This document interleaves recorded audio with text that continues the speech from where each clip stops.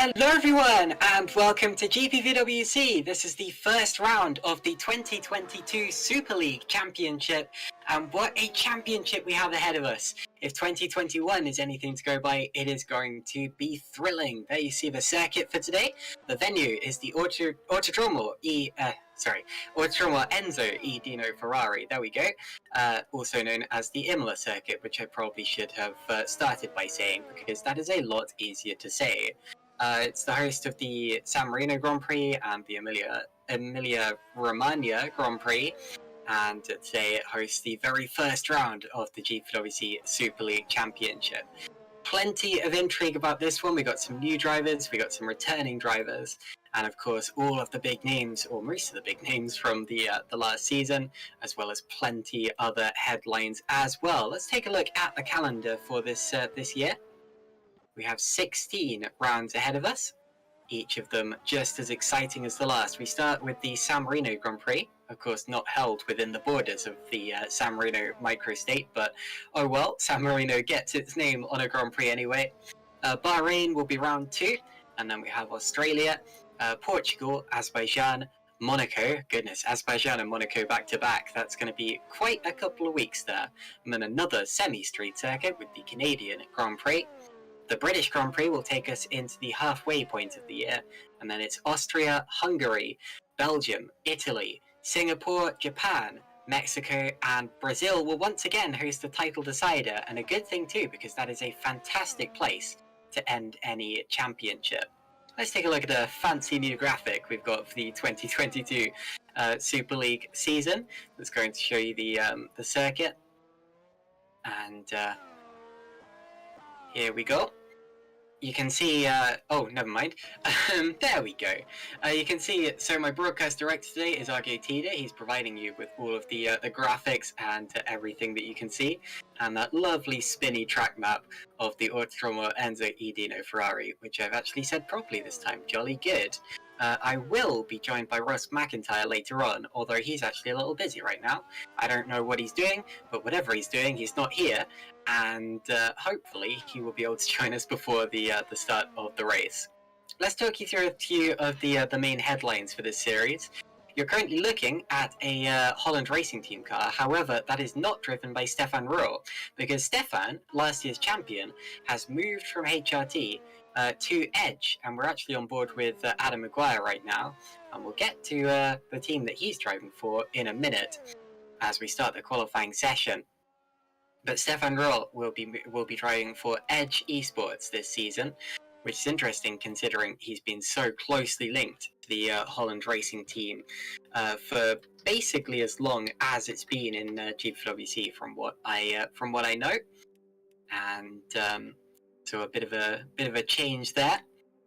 Since we're on board with Adam Maguire, let's take a look at the car that he's driving. It's a lovely livery actually, and that is the VBM Esports team. Now VBM stands for Vodball Motorsports, and Vodball of course is a name that's returning to GPVWC. It's been through plenty of different team iterations the last few years, and now has finally gone back to the Vodball name, which won championships famously with Rudy Van Buren back in 2017. It wasn't that long ago, and of course had all sorts of success before then as well. Last year they were known as never mind, I can't see that on the site, but I believe they were sorry, I can't actually remember what their team name was officially last year, but anyway, that of course the team run by Mike Pittman. There's David Fidok racing for Epic Racing Team, coming into the pits at the end of a hot lap. David Fidok is one of our returning champions. We actually have 5 champions on the grid for this round, and probably the most notable champion on the grid is a returning driver, Philip Pushke. Now, Philip Pushke is the 2015 champion who's been absent since 2016. And it's amazing to see him back, because after 5 years, we've been wondering, of course, what would this race have looked like if Philip Pushke was here? What would he be doing if he was out there on track? And now we get to find out, because he is returning and he is driving for the Stax Racing Revington team. And currently 20th in the session, but I'm expecting more to come from Philip Pushke. Some more headlines. The one and only Michi Hoyer was supposed to be racing today for Burst Esports, although unfortunately he is ill with COVID, and as a result will not be racing today. He is being replaced by Cam Roger, I believe, who will be out there taking the car around for a little bit of a spin. I'm not actually sure. I should probably be on the server, shouldn't I? I was a second ago, but then it kicked me out for some reason. And when I'm in, I will be able to tell you exactly who is in the session. Here's Liam Duval. Liam, of course, very, very strong Super League Lights champion from 2020. That's the series now known simply as Super Lights. And he goes 7th in the qualifying session so far. Still plenty of time, though. Over 9 minutes. So pretty early to be talking about the times. Although, if we are going to talk about times, we should pick up on Jeffrey Fournier here for the Scuderia Basilia car, as he has gone purple in the first sector, fastest of anyone so far.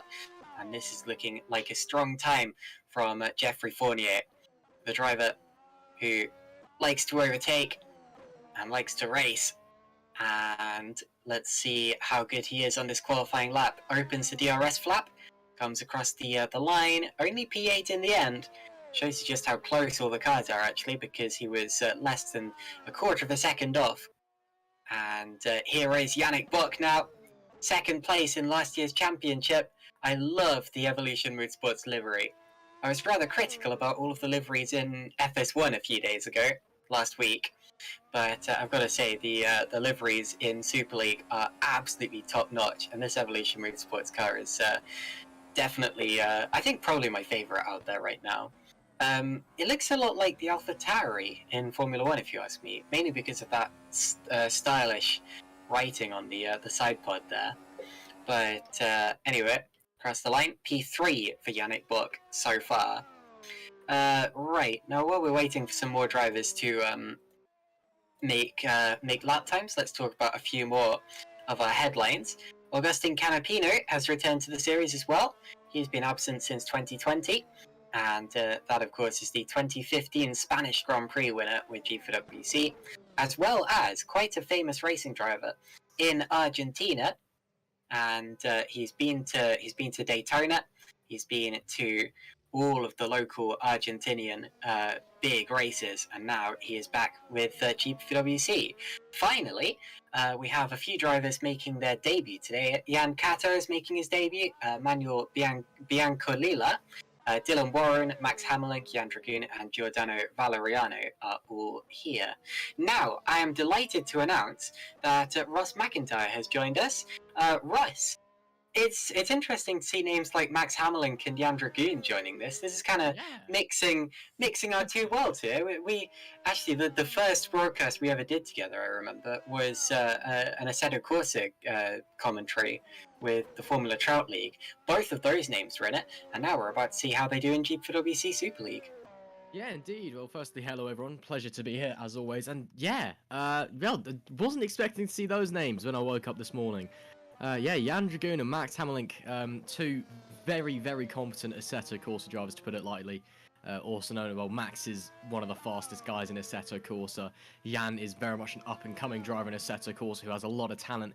It'll be interesting to see how they do in R-Factor 2. I was not expecting to see them jumping into the GPVWC world, such as the different driving styles that are needed across the two simulators. Thomas Harvey there going to the provisional pole with a 1:16.712, a little over half a tenth of a second faster than Luke Maguire in P2. But yeah, interesting to see those two in there. I hope they can do well. Yeah, nice to see them out racing together. It's been a while since I've seen Max out on track as well, so good to see him out there. And yeah, hello. Sorry for my tiredness, but hello. Yes, I am here. Jolly good. It's great to have you here, Russ. Russ, of course, a 2021 Simi-nominated commentator, so fantastic to have you alongside me, Russ. And we have a fantastic series ahead of us. Liam Duval's about to improve on his time. Look at that, purple in the second sector. Now, when you see purple on the overlay like that, that doesn't actually mean that they're the fastest of anyone in that sector. It just means that they're faster than the best lap of all in that sector. Although that is arguably what's more important. Liam Duval going up to P3 in the session, driving for Scuderia Basilia. Now, Liam, of course, missed most of last season after a little bit of a falling out with his previous team, but he's back this year with Scuderia Basilia and showing most of the field how it's done. Not quite everyone. Maguire and Harvey still ahead of him, and Matthias Moose also about to go for a quick lap. P8 there for Matthias Moose. Some returning names, some new names. Ross, who are you looking out for in this session so far? Well, it's interesting to see Luke Maguire getting things off to a bang, as you said. I mean, there's a few names that obviously, if you've been watching GPV for a while, you'll be familiar with a few names, a few drivers jumping up a few series, a few drivers remaining in their place, and a few new boys on the grid as well. One name I'm a bit disappointed not to see on the grid tonight, of course, is Michi Horror. Unfortunately, Michi unable to make tonight after he actually contracted COVID-19. So a big shame for him. Hopefully he's all okay and recovering fast. Again, Mitchie, you know, he's a bit of a celebrity in the R Factor 2 world. So it's a shame to not have him here tonight, but I'm sure that he'll be back and fighting at the next round. But yeah, big shame to not him up there. But you know, lots of names out there to look forward to. And again, as always in GPVWC, it is a super tight grid, and I am more than excited to get it underway here. As we said, Canapino going up to 15th there, was purple in the middle sector actually, but lost nearly half a second in the final sector, and that was Yanis Horburn getting very sideways and onto the gravel coming through the penultimate corner. Somehow managed to hold it, but the lap is gone. Dives straight into the pit lane, still has time to come out and do another lap. And that's Daniel Brewer without a front wing, I think. Actually. He's had a little bit of a shunt, and actually he was purple in the second sector as well. Now, the fact that everyone's going purple in the second sector seemingly shows me that there's still some time on the board here, because that means that they've gone faster than Thomas Harvey specifically in that sector. Harvey's still P1, but if he sits there and doesn't improve his lap, I reckon that someone is going to pull something out of the bag here. And it also shows that Harvey must have been extremely quick in both the first and third sectors.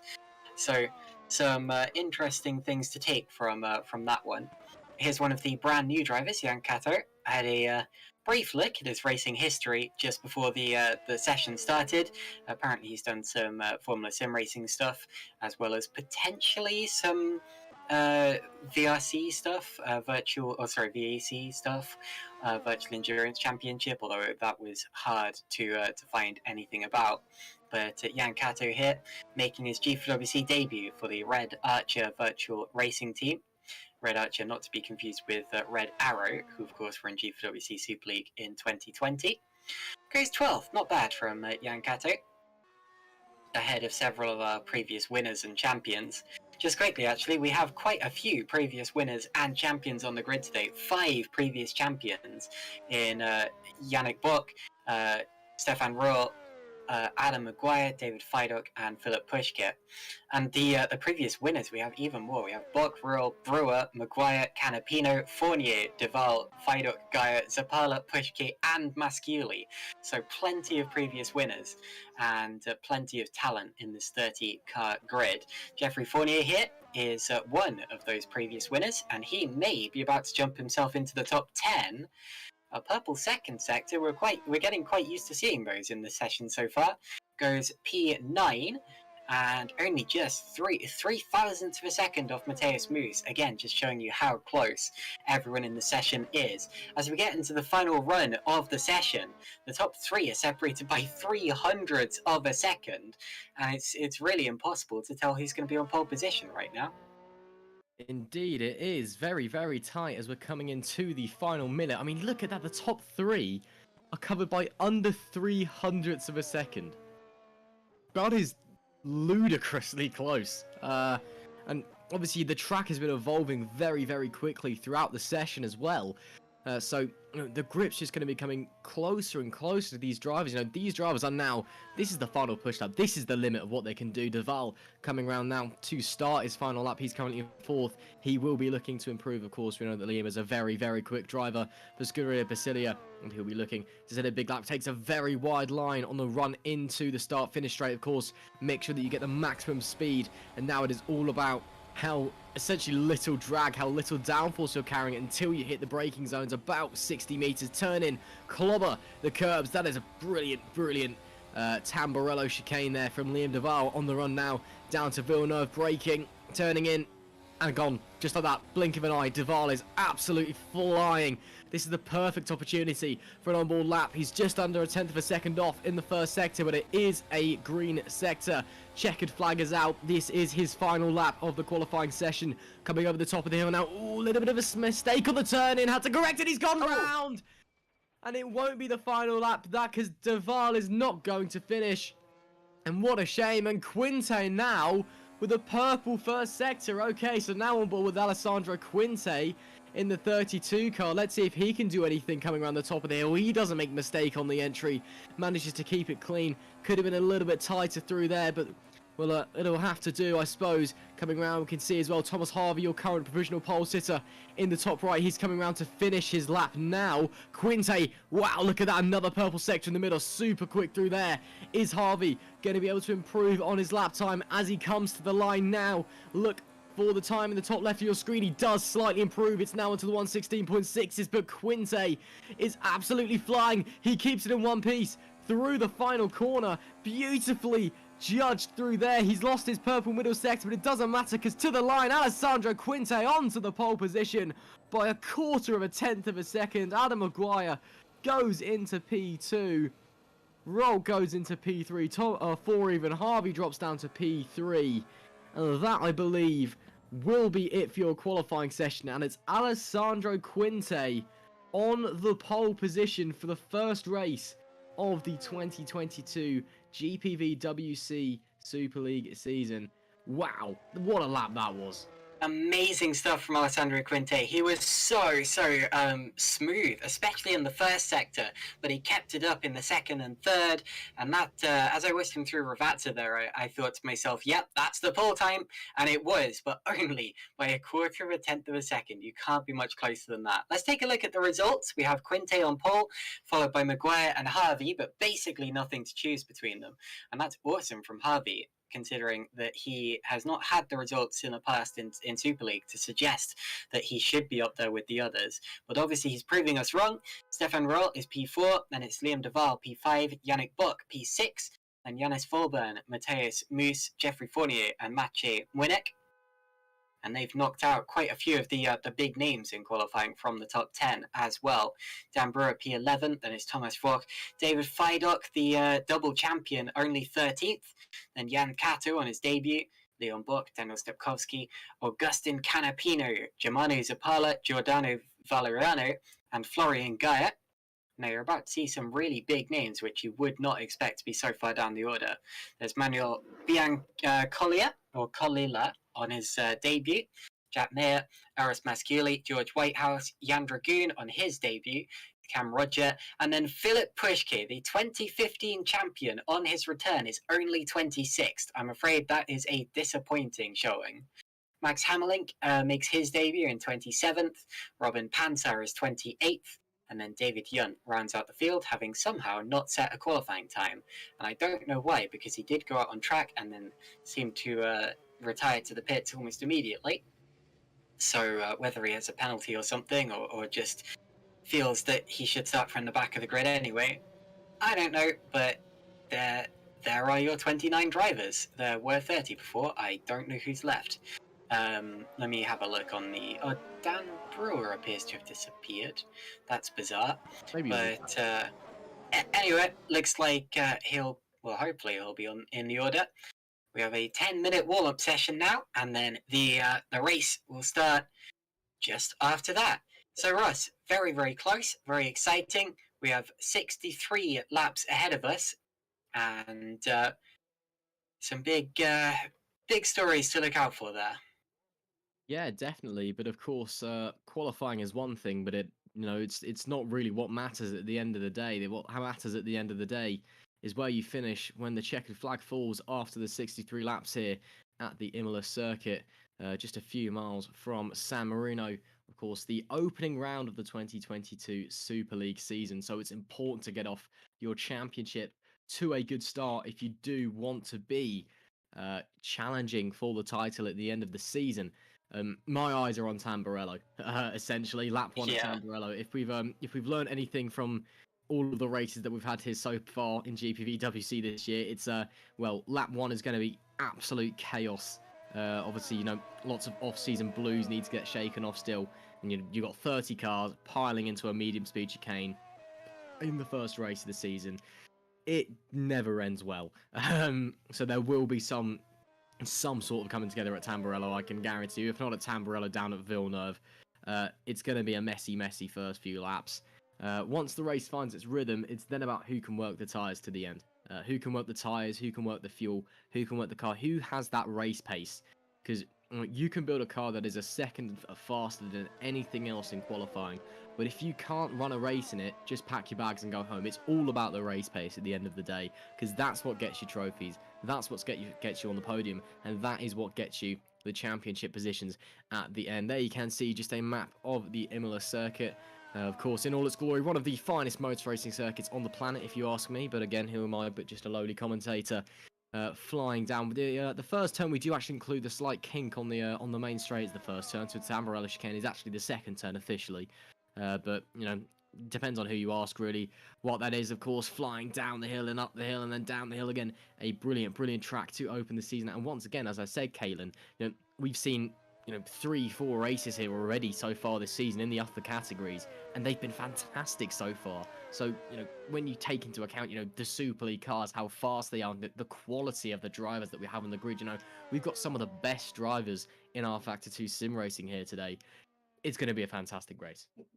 Let's talk about Thomas Hardy quickly. Now, I suggested before that he hasn't had the results that would demonstrate that he should be up there at the front. Now, by that, I didn't mean to say that he's not done well in GPVWC Super League. I mean to say that he's actually only in his third Super League race. So he's very new to this, and as a result, hasn't really proven himself just yet. Although in his races last year, he was pretty darn good. Double top 10 finish, so 4th at India, 7th at USA, I believe. I say that, although I'm not entirely sure how accurate that is. The site still hasn't quite updated some of the penalties and adjusted orders that we had from the last season just yet, but whatever the case, Thomas Hardy was definitely impressive in his results last year. But being impressive in your first few races in Super League is very different from being impressive in your first full season, for example. There's a different kind of amount of pressure that comes into it. And if you finish, say 7th in your second Super League race, that's very different from qualifying within 1/10 of a second of the leader and fighting for pole position, fighting for race wins. That's a very different style of impressiveness, if that makes sense.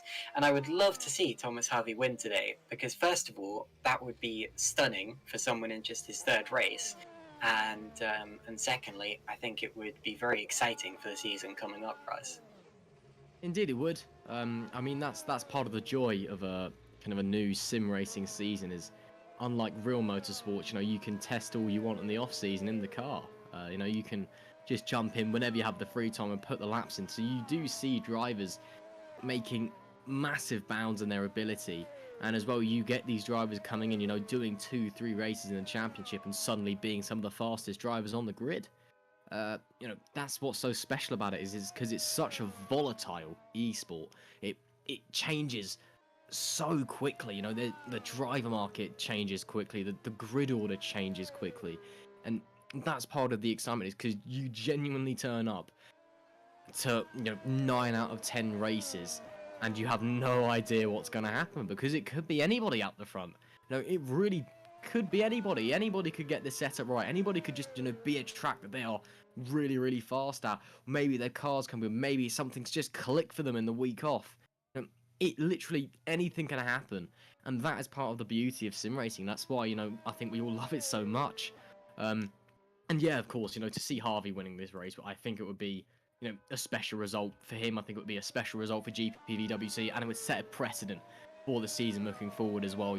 There's a new kid on the block, there's a new challenger on the block, and someone that we need to watch out for the remainder of the championship. But Imola it's a tricky circuit. I'm just gonna, put this out there warily. It is a difficult circuit, and it is a circuit that is not very forgiving. If you make a mistake, you're out. That's it. If you get caught up in an incident, that's it.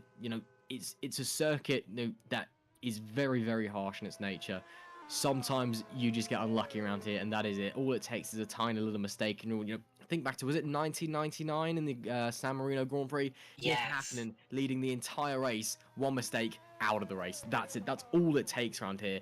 Imola is a cruel, cruel mistress of a circuit, and she will bite back if you're not careful. And this is now a test for the guys up the front, especially the new guys up the front. It's one thing to be fast in qualifying. As I was saying during that qualifying session, can you now be fast in the race? And if they are, then I'm sure they will have the psychological advantage going through the entire season, because this is very much a driver's circuit, and more so a driver's race.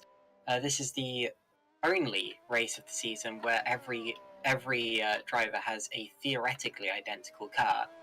From the next race on, there will be upgrades coming in to both the cars and the engines, and this is the only round where the only thing that matters is the driver and their setup.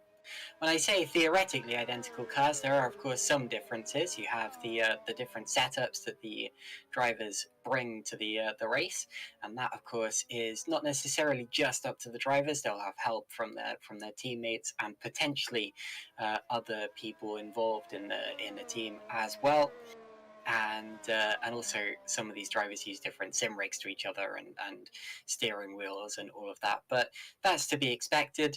Apart from that, the only other difference is the driver. So, I mean, the driver is both the most important and the most unreliable component in the car in all circumstances, and that's what's really going to make the difference today.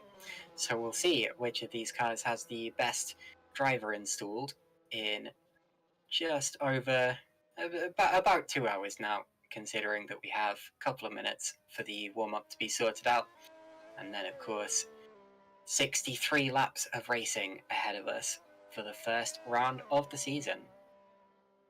Indeed, just a few minutes left in the warm-up, as you said, and then we'll be seeing the classic R Factor 2 having a moment, teleporting everyone back to the pits, and then they will teleport onto the starting grid. It's a bit of a classic sight. It looks a bit weird, and it doesn't look very professional, but again, that's the game. We can't really do anything about it, and we all love it, really, don't we? But yeah, it'll be interesting to see, especially as the race unfolds. It's a long old race here in Imola, 63 laps. It's a long time. It's a long time for anyone to be, sat staring at a screen, concentrating so hard. Putting in the best laps that they absolutely can. So it'll be interesting to see. Fatigue probably going to come into play as well, I would estimate. Again, Imola, it's a tricky circuit. It's a very physically demanding circuit, even in a sim. Lots of corners, lots of heavy braking zones. So that's something to be aware of, as well as you might be seeing more and more mistakes occurring as the race goes on. And strategy as well, that's another thing to consider. Who's going to be on what tyre when, as we see 1,000,001 cars coming out the pits, stopping on circuit to do some practice starts. Again, you are allowed to do that in the warm-up. It's perfectly within the sporting regulations. It's essentially a do whatever you want session. If you really want, you see drivers just stopping on circuit and do practice starts. You're allowed to hit escape and jump back to the pits. You can race and crash into your teammate on purpose if you really wanted to. It is really an anything goes session, as long as it's nothing too crazy. Yeah, you can kind of get away with that, of course, in the race or in qualifying. If you hit escape back to the pits, that's your session over. Here in the warm-up, it's not as much of a problem. You can just get going once again. Of course, it's not a very long session either. It's essentially just to find out if everything's okay, make sure you've not got any technical problems on your end with your rig, with your monitors. Make sure that the car's behaving okay, that everything's doing as you'd expect. Make sure the tyre pressures are in the right regions, the tyre temperatures are where they should be as well. That's going to be a big thing coming into this year, is the tyre temperatures. Obviously, R-Factor 2, they've done a lot of work recently in regards to the tyres. And, well, the tyre temperature seems to be more crucial than ever coming into 2022. So that's going to be one thing to watch out for, as well as not only can the drivers manage the tyres, can they keep them within that optimum temperature range. Of course, we are running live weather here on GPVWC, as we always do. This is the weather that was actually at Imola a few hours ago. So the time that it is in-game, I estimate it'll probably be around 1 to 2 in the afternoon. That is the weather that was actually at Imola at that time, to get that ultra-realistic feel, just to make you feel doubly like you're a pretend racing driver. And, well, now it's all down to the drivers, really. The engineers in their ears won't be saying anything else coming into this, because now it's time to focus and concentrate. Of course, you've got the warm-up lap, which will be happening pretty soon. We should be coming to the end of the warm-up session fairly soon. Formation lap is the last real chance to get into the zone, and then it's waiting for the 5 red lights of doom that we all love so very much within this sport. And there we see a car. I think that signals the end of the warm-up, as we see cars teleporting back to the grid, and indeed checkered flag is out. And now the first red light comes on. That means 1 minute left to go until the formation lap. So now you'll be seeing some cars jumping out onto the grid in just a short moment's time. And now, Caitlin, it's time to get ready to go racing. Fantastic stuff. The driver that was missing from that session was actually Robin Panzer. He wasn't here during qualifying. He will be starting from the back of the grid. Now his car, I believe in qualifying, was taken up by Cam Roger. I swear I saw Cam Roger in that car.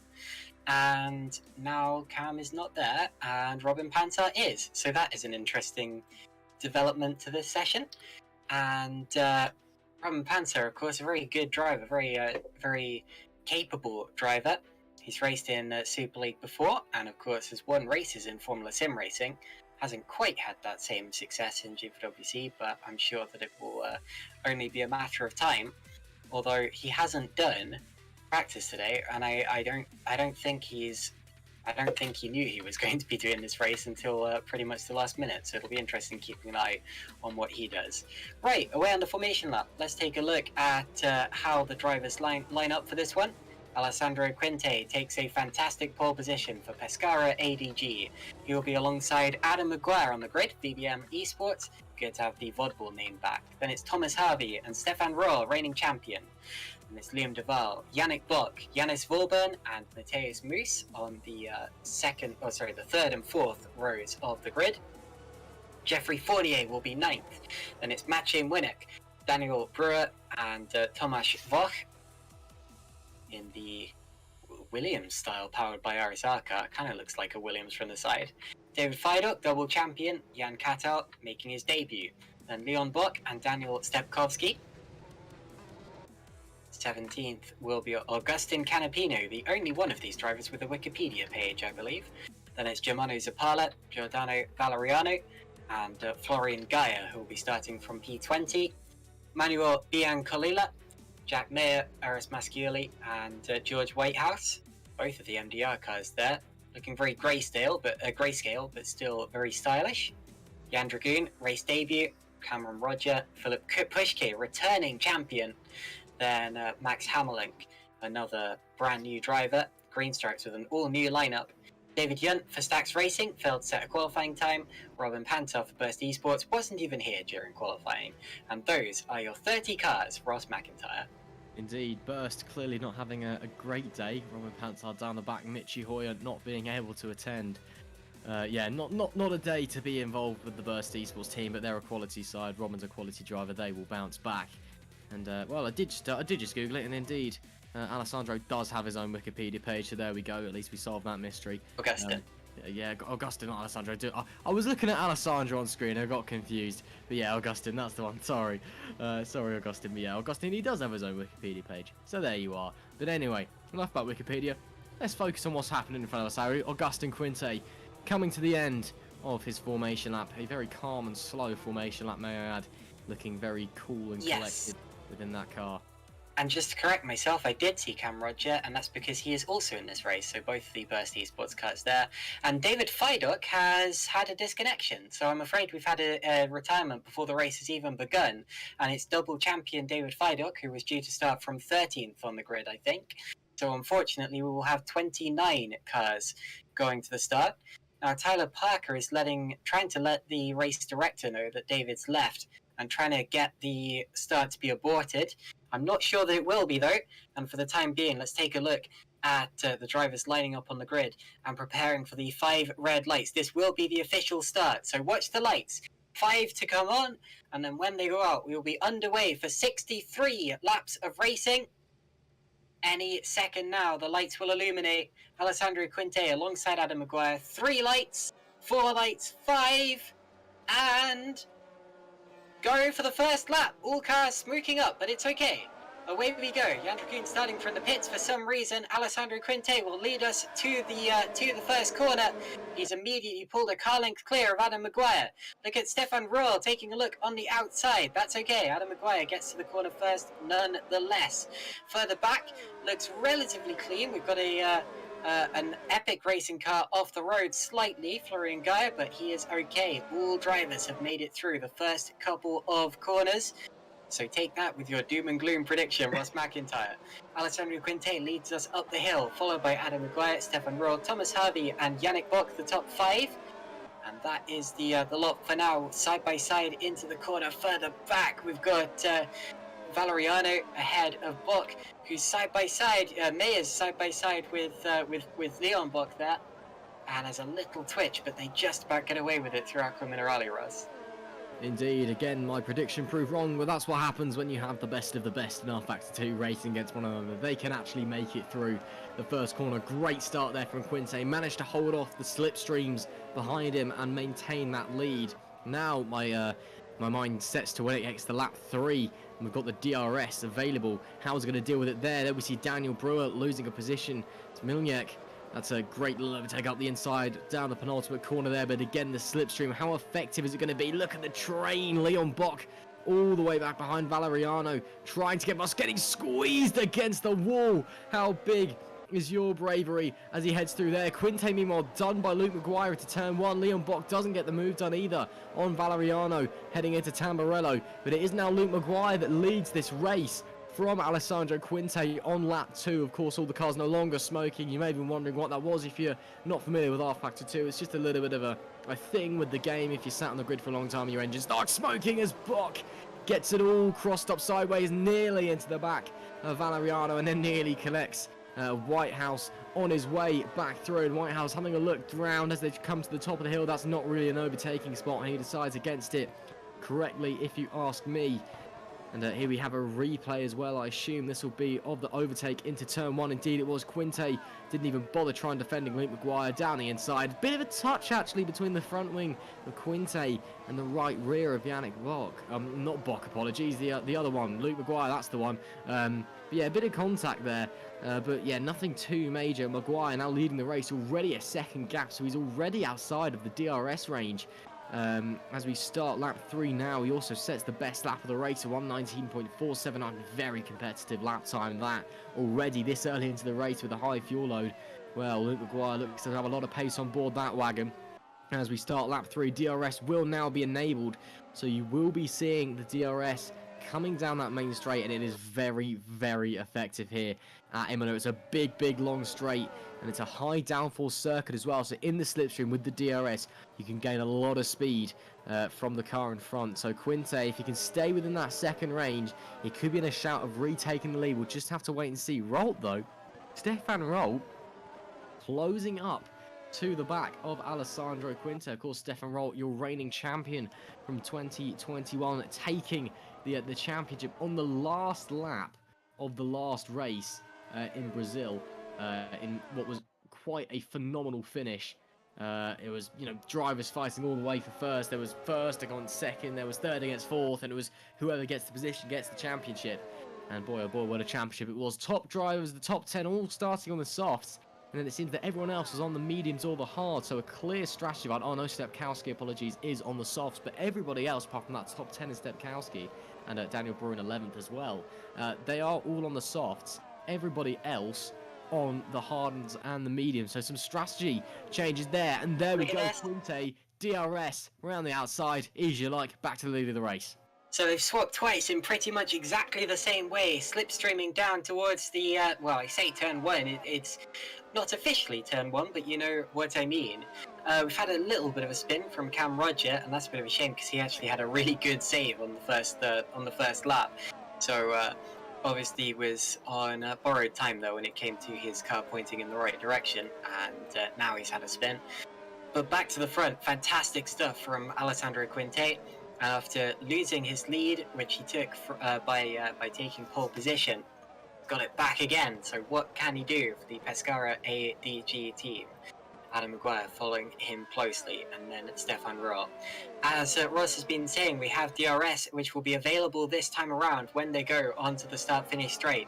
And that, of course, makes the car behind. Oh, as we got a yellow flag quickly, and I think, is that Philip Prischke who's been off? Oh, there's a car facing backwards, and it's Daniel Stepkowski, sorry. So Stepkowski's had a spin at Acqua Minerale, and goes down to last position, I'm afraid to say. So it was a... oh, he's actually clubbed with the wall in that one as well, so he's lucky if he's got away with it okay. Manuel Biancalilla also had a little rotation. As you see, Buck there getting close to 4th place, Thomas Harvey. But Biancalilla got away with that a lot nicer, and he is still in 27th position. So here's a replay. This is what happened to Stepkowski. Oh, he touched with Biancalilla. It looks as if there was contact, and then it was as he was trying to rejoin that he smacked the barriers. And surely there's going to be some steering damage to that car, Russ. Yeah, I'd be surprised if he's got away from that accident clean. It was quite a big impact with the wall. He's in the pits? Yeah, and he's in the pits, so obviously coming in for repairs now, maybe a change of tyres as well, shake the strategy up, see what he can do. Unfortunately, Daniel's got a big order ahead of him now if he wants to get a decent result in today, but there's still a long way to go, so we'll just have to wait and see. Meanwhile, looking back up to the front, and we're seeing this battle for 4th place taking shape. We've got Harvey against Bock, against Volburn behind as well, all very, very close to one another. And, well, with the DRS coming into play, I think we could definitely be seeing Yannick Bock making a move on Harvey in P4. Bock's looking like he's got a lot of pace on board that car in this early phase of the race. DRS is open, and he's getting closer. Will he get close enough? We'll have to wait and see. And no, I don't think he will, unfortunately. He's close, but not quite close enough this time by for an overtake, but he's just filling the mirrors of Harvey in front, and that's what he needs to do, put the pressure on this early into the race. Coming into Villeneuve, very, very high speed chicane, used to be essentially a bit of a straight there. It used to then go into curve into the hairpin, of course, after the track got changed about a little bit. It is now that high speed chicane, banging down the gears on the way in and hoping that the car sticks through the right-hander and you don't wind up onto the gravel. There is no runoff there. It is it's curb and then gravel. It's a very traditional circuit here at Imola. There is nowhere to hide if you make a mistake, as it is. And, well, it's very much quickly either grass wall or grass gravel wall. And, well, your mistakes will be punished. Coming through Variante Alta there, over the top of the hill. Very tricky chicane, but it seems that so far in all of the races, actually, that we've had in all of the series here at GPVWC, you can really get away clattering that inside curb. There's a Stefan Roll for Edge Esports closing up to the back of Adam Maguire. He is very close. He's got the DRS open on that number 1 machine, and he will surely be looking for a move. Goes to the outside, drawing alongside Adam Maguire. There's no DRS, of course, for Quinte in front. He backs out of the move in the end. Probably a sensible decision. They were closing to Quinte at quite a rate of knots. Yeah, probably the sensible decision, if you ask me. Mayo and Whitehouse, meanwhile, maybe a bit of a position change here. No. Days put for the MDR cars in running P18 and 19 as it stands, of course. They won't want to be crashing into each other this early on in this season. Don't really want to be committing the cardinal sin of motorsports as it is taking out your teammate and being at loggerheads for the remainder of the season. That's not ideal, really.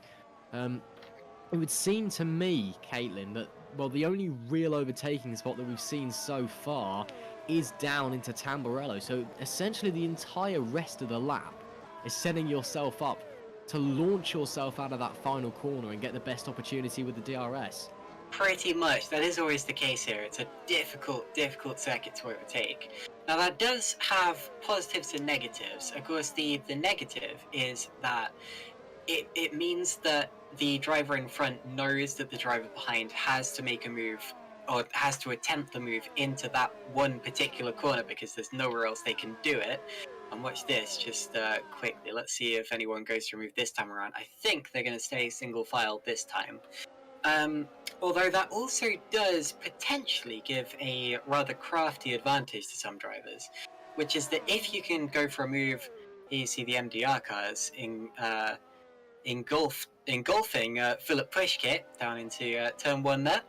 Philip Pushkit still struggling to fight his way through the order on his GPVWC return. Good to have him back, but not the return that we'd have expected. But if a driver's really crafty, then they'll know that if they are going to launch and overtake somewhere unexpected, somewhere other than Tamburello, the driver ahead's not going to expect it. Now, it would require quite a significant dive bomb down into maybe Ravazza or Toza or somewhere like that. It would be very dangerous, and it would probably be the kind of thing you'd only attempt really late on in a race, or maybe when the car ahead of you has made a mistake or something like that. But it can theoretically happen.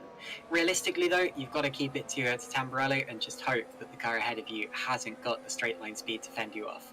Here we are on board again with Adam Maguire, who I don't think he's quite close enough this time around, although had Quintier got a slightly worse exit to that corner, then there would have been a chance there.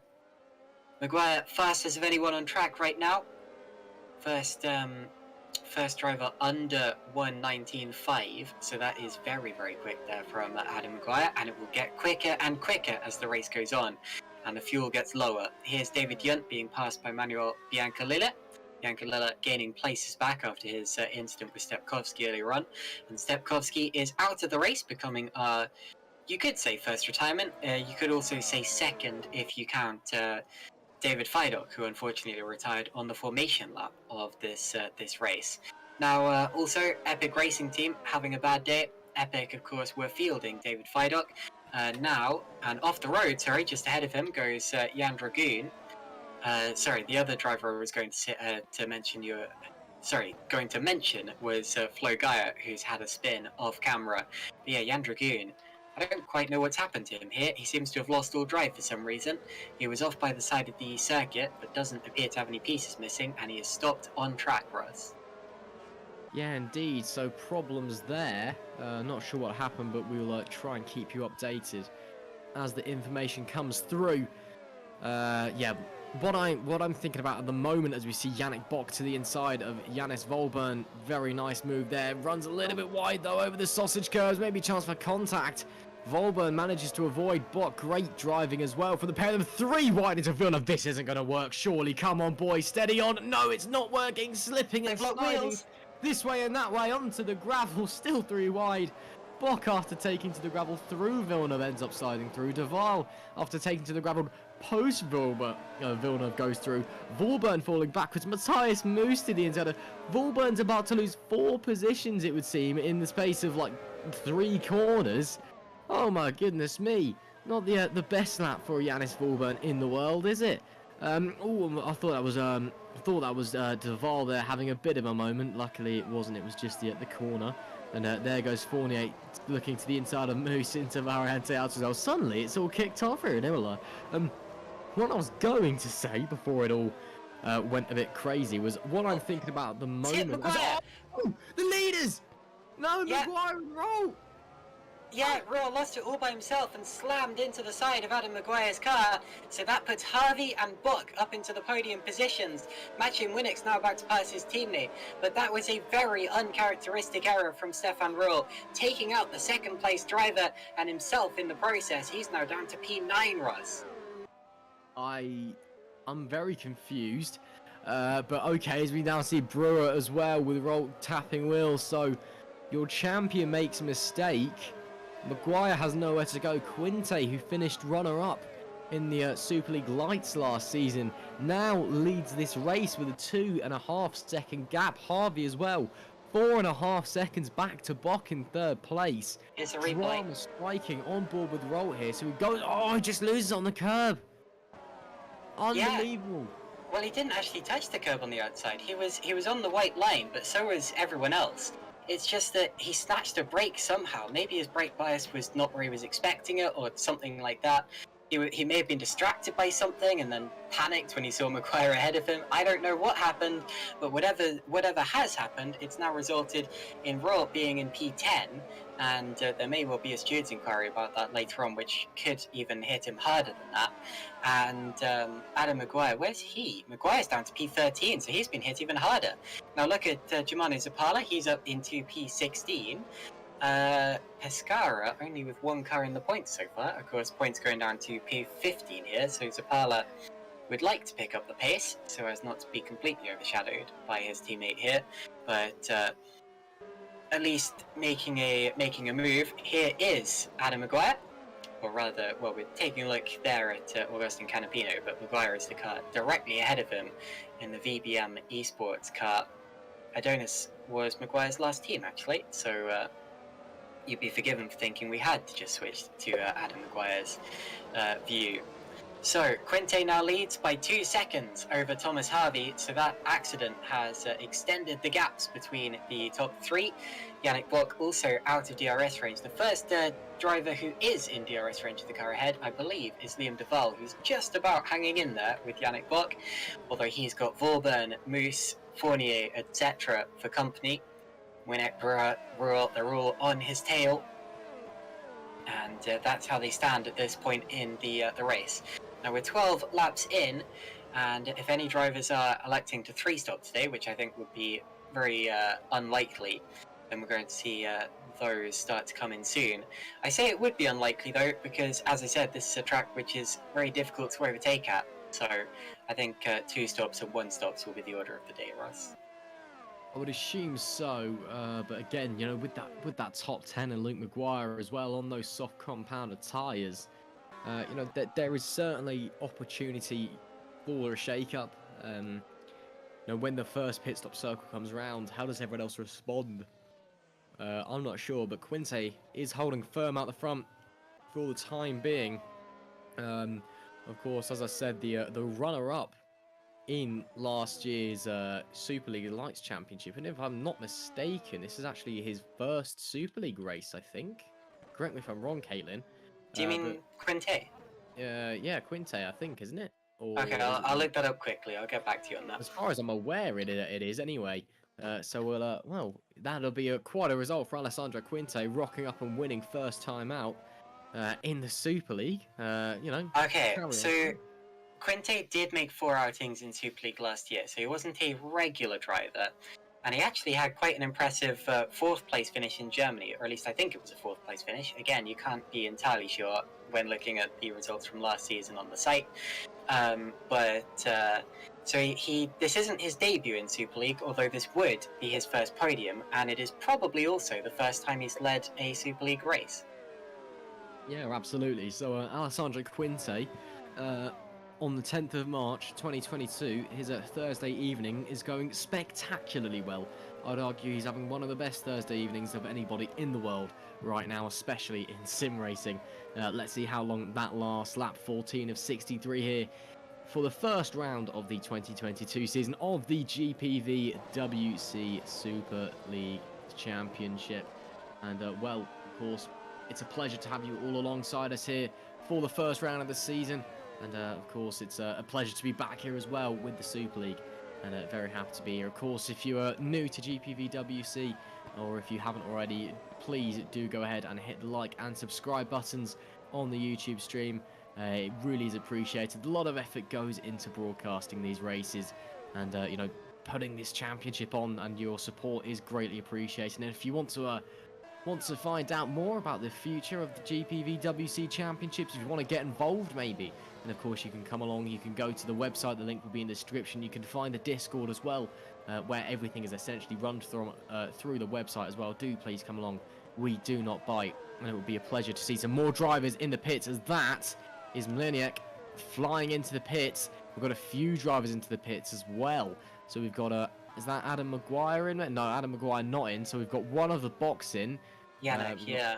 Yeah, so we've got Yannick Bokin, Yannick and Volburn as well. So the first 3 stops, regular stops of the day, those are the first front runners coming in. So lap 15, and they're going, that's Yannick Bock onto the medium compounded tyres, I believe that is. No, it's not, that's the hard compound, I do apologise. So hard compounded tyres for Volburn as well.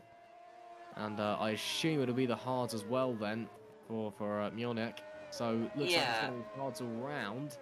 So that, in theory, should take them to near the end of the race. So either they're going for very, very long stints on the hard tyres, or there are going to be some 3-stop strategies emerging today. I feel like they could go extremely long on the hards. They could go towards the end of the race, like you said. Although, I think it's more likely that they're not going to want to spend that much time on the hards at all, and they're just getting them out the way now in preparation for a 3-stopper.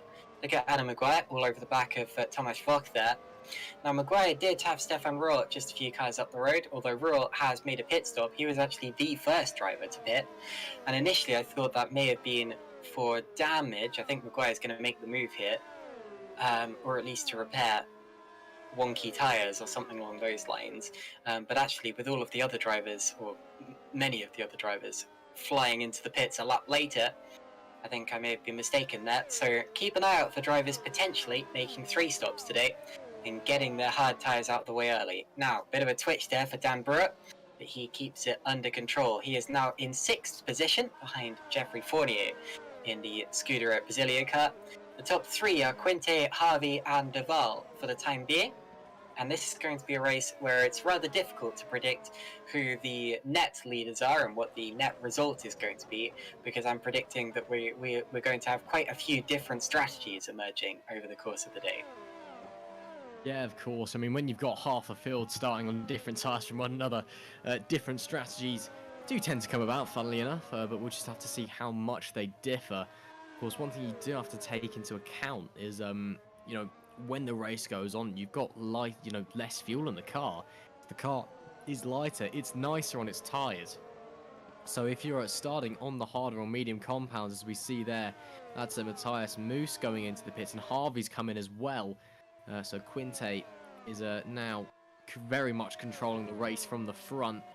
If you're starting on the hards and going onto the softs, in theory, your softs should be able to go a little bit longer come the end of the race as well, because there's more rubber down on the circuit as well. You've got to consider that as well. That's Thomas Vach coming out in P8, I believe, as Yannick Bock, a 118.994, new fastest lap of the race on those hard compound tyres. Quinte's got to be watching that as Harvey comes out on the hards and thinking, surely I've got to come in some point soon. Lap 17 of 63. I'd be surprised if we don't see Quinte coming in before lap 20. That's Zapala. Meanwhile, gets onto the grass just a little bit coming out of the hairpin. Is quite easy to do. It's a hairpin that actually tightens the more you go around it. So the ending of the corner, where you want to put your foot down, but you have to be so patient going through. You've really got to wait to get the loud pedal down and get a move on, even with these big sticky tyres that these GPVWC Super League drivers have the privilege of having. All the aero in the world as well. You really do have to be patient through that corner. And Quinte has come into the pits. So Quinte boxes. Liam Duval will lead this race for the time being. The question is where does Quinte come out in comparison to Harvey? In comparison to all of those drivers? Maguire, who came in a lot earlier. Maguire actually boxes now, apologies. Brewer's just passed Fournier as well for 2nd place down there into turn 1. Now, it's not just about where Quinte comes out in relation to Harvey, but also where Quinte comes out in terms of traffic. Quinte out of the pits, and Harvey is coming through. Harvey on the inside, and takes the lead, or the net lead, potentially. We don't know for sure. It depends on how other drivers' strategies work out, but that has not worked out for Alessandro Quinte. He's coming potentially a lap too late, and now he hasn't got the tyres to fight Harvey with. They're both on the hard tyres. he may be helped here by the fact that they've got Max Hammerlink just ahead of them, and Hammerlink won't need to get out of the way. This is for position, so that means that Harvey will have to fight his way through. But will Quinte be able to follow him through when he does? It all depends on where Quinte actually is. But Thomas Harvey now has a very good chance of winning this race. It's way too early to be talking about that, but that is an important moment. Fastest driver on the track, meanwhile, is Stefan Ruhl, attempting to make up for lost time. His progress is being stalled a little because he's caught up to Florian Gaia, who also won't need to get out of his way. And this is what I was taught. Oh, look at Harvey there going for a dive on Max Hammerlink. That's an exciting place to attempt to pull an overtake, and now he's got a car between him and Alessandro Quinte. But yeah, this is what I was talking about why I expected drivers wouldn't make too many pit stops today, because there's going to be so much traffic. Remember, there's 30 cars on track here, and they've got to fight through all of them. Quinte gets through and does pass Hammerlink, and he takes a look at Harvey, and Harvey gets into the corner ahead of him. Harvey very much slamming the door shut there in Quinte's face. As you say, Caitlin, it is all about, trying to get out in decent space. Traffic is really, really bad here, it would seem. A lot of the drivers staying on relatively good pace. So now we have a fight for the net lead of the race in the hands. Duval, Brewer and Fournier still to come in off of the softs. Then it'll be Janka Tau leading the way on the mediums. But again, Thomas Harvey for the time being in the net lead. But yeah, wow, what a turn of events here at Imola, round one of the GPVWC Super League Championship here in 2020. And of course, it's a long old championship that we've got. Fournier! Sorry, Fournier had a big slide and he's coming into the pits, but Janka too actually got past him before that happened. Before he came in. But due to that slide, so Fournier now makes his stop, and those tyres will be looking worse for wears. So he pulls in and goes on to medium, so that looks like the start of a two-stop strategy for me. Jeffrey Fournier on a very different strategy to the top two at the start of the race, Thomas Harvey and Alessandro Quinte. Brief yellow flag. Who's that off the road? I saw someone facing sideways. It looked like a Mayor Downers racing car, and it's George Whitehouse. So George Whitehouse dropping out of the points-paying positions and down into P21 as a result of a little spin there. Yeah, indeed. But well, as I was saying, it will be, all about. Oh, is that an accident in the top That's right? A replay. I got very panicked there for no reason whatsoever. But yeah, it's now all about, what can, the drivers do, on this set of tyres in the traffic. As we are currently following Thomas Vach around and Philip Pushka in the Stax Racing number 37 machine. We'll just have to wait and see how it all plays out. And of course, this being round one, as I was saying, a long old season that we've got lined up for you.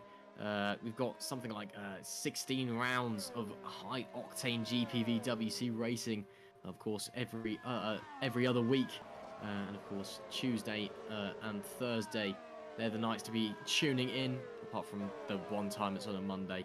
It's a bit complicated. If you go into the description of the stream and click the link in the website, is Yannick Bock pulling to the outside and Yannick Bock going on the grass and Yannick Bock touching wheels with and into the wall, nearly saves it, has to cut Tamburello, and Biancalina. Wow, that was a almost disaster for Yannick Bock there, manages to keep it pointing in a straight line, and Raut meanwhile getting past Max Hammerlink, so Hammerlink not able to defend from Raut for the time being. But as I was saying, 16 rounds of high-octane championship on different days throughout the year. But in 2 weeks' time, obviously off to Bahrain, that'll be a great race, I reckon. But of course, again, that's 2 weeks' time. And what we're doing right now is experiencing Imola at its finest.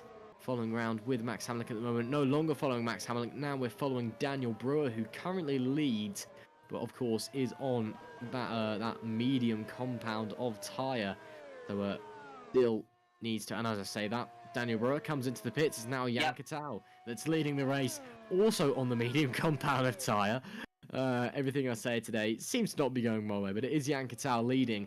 And of course, Katau does need to box. He hasn't stopped yet. You do need to stop at least once per race and go onto a different compound of tyre. If you stop once onto the same compound of tyre, doesn't count. You need to stop again, as per the sporting regulations, onto a different compound of tyre.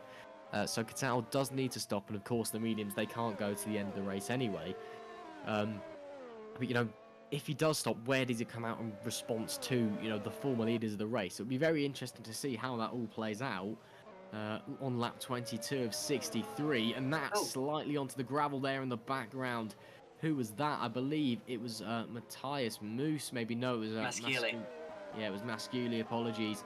Drops behind Matthias Moose in the Red Archer virtual racing car, and well, it would seem that now it's all about just trying to stay on the road and avoiding making mistakes as we wait for the pit stops to cycle through. So Jan Katera doing a very good job leading his very first GPVWC Super League race, and that's something that we've all dreamt about. Of course, this isn't the net lead, but he is one of the leading drivers on his particular strategy right now. Philip Pushkin out into the pits from 5th as well. Of course, Liam Duval was leading it just a few minutes ago, but he also made a pit stop while Ross was talking. And there in the insert, you see our 2015 champion, Philip Pushkin, who's been absent since 2016, remember, so fantastic to see him back. And he has just made a pit stop there onto the hard compound of tyre.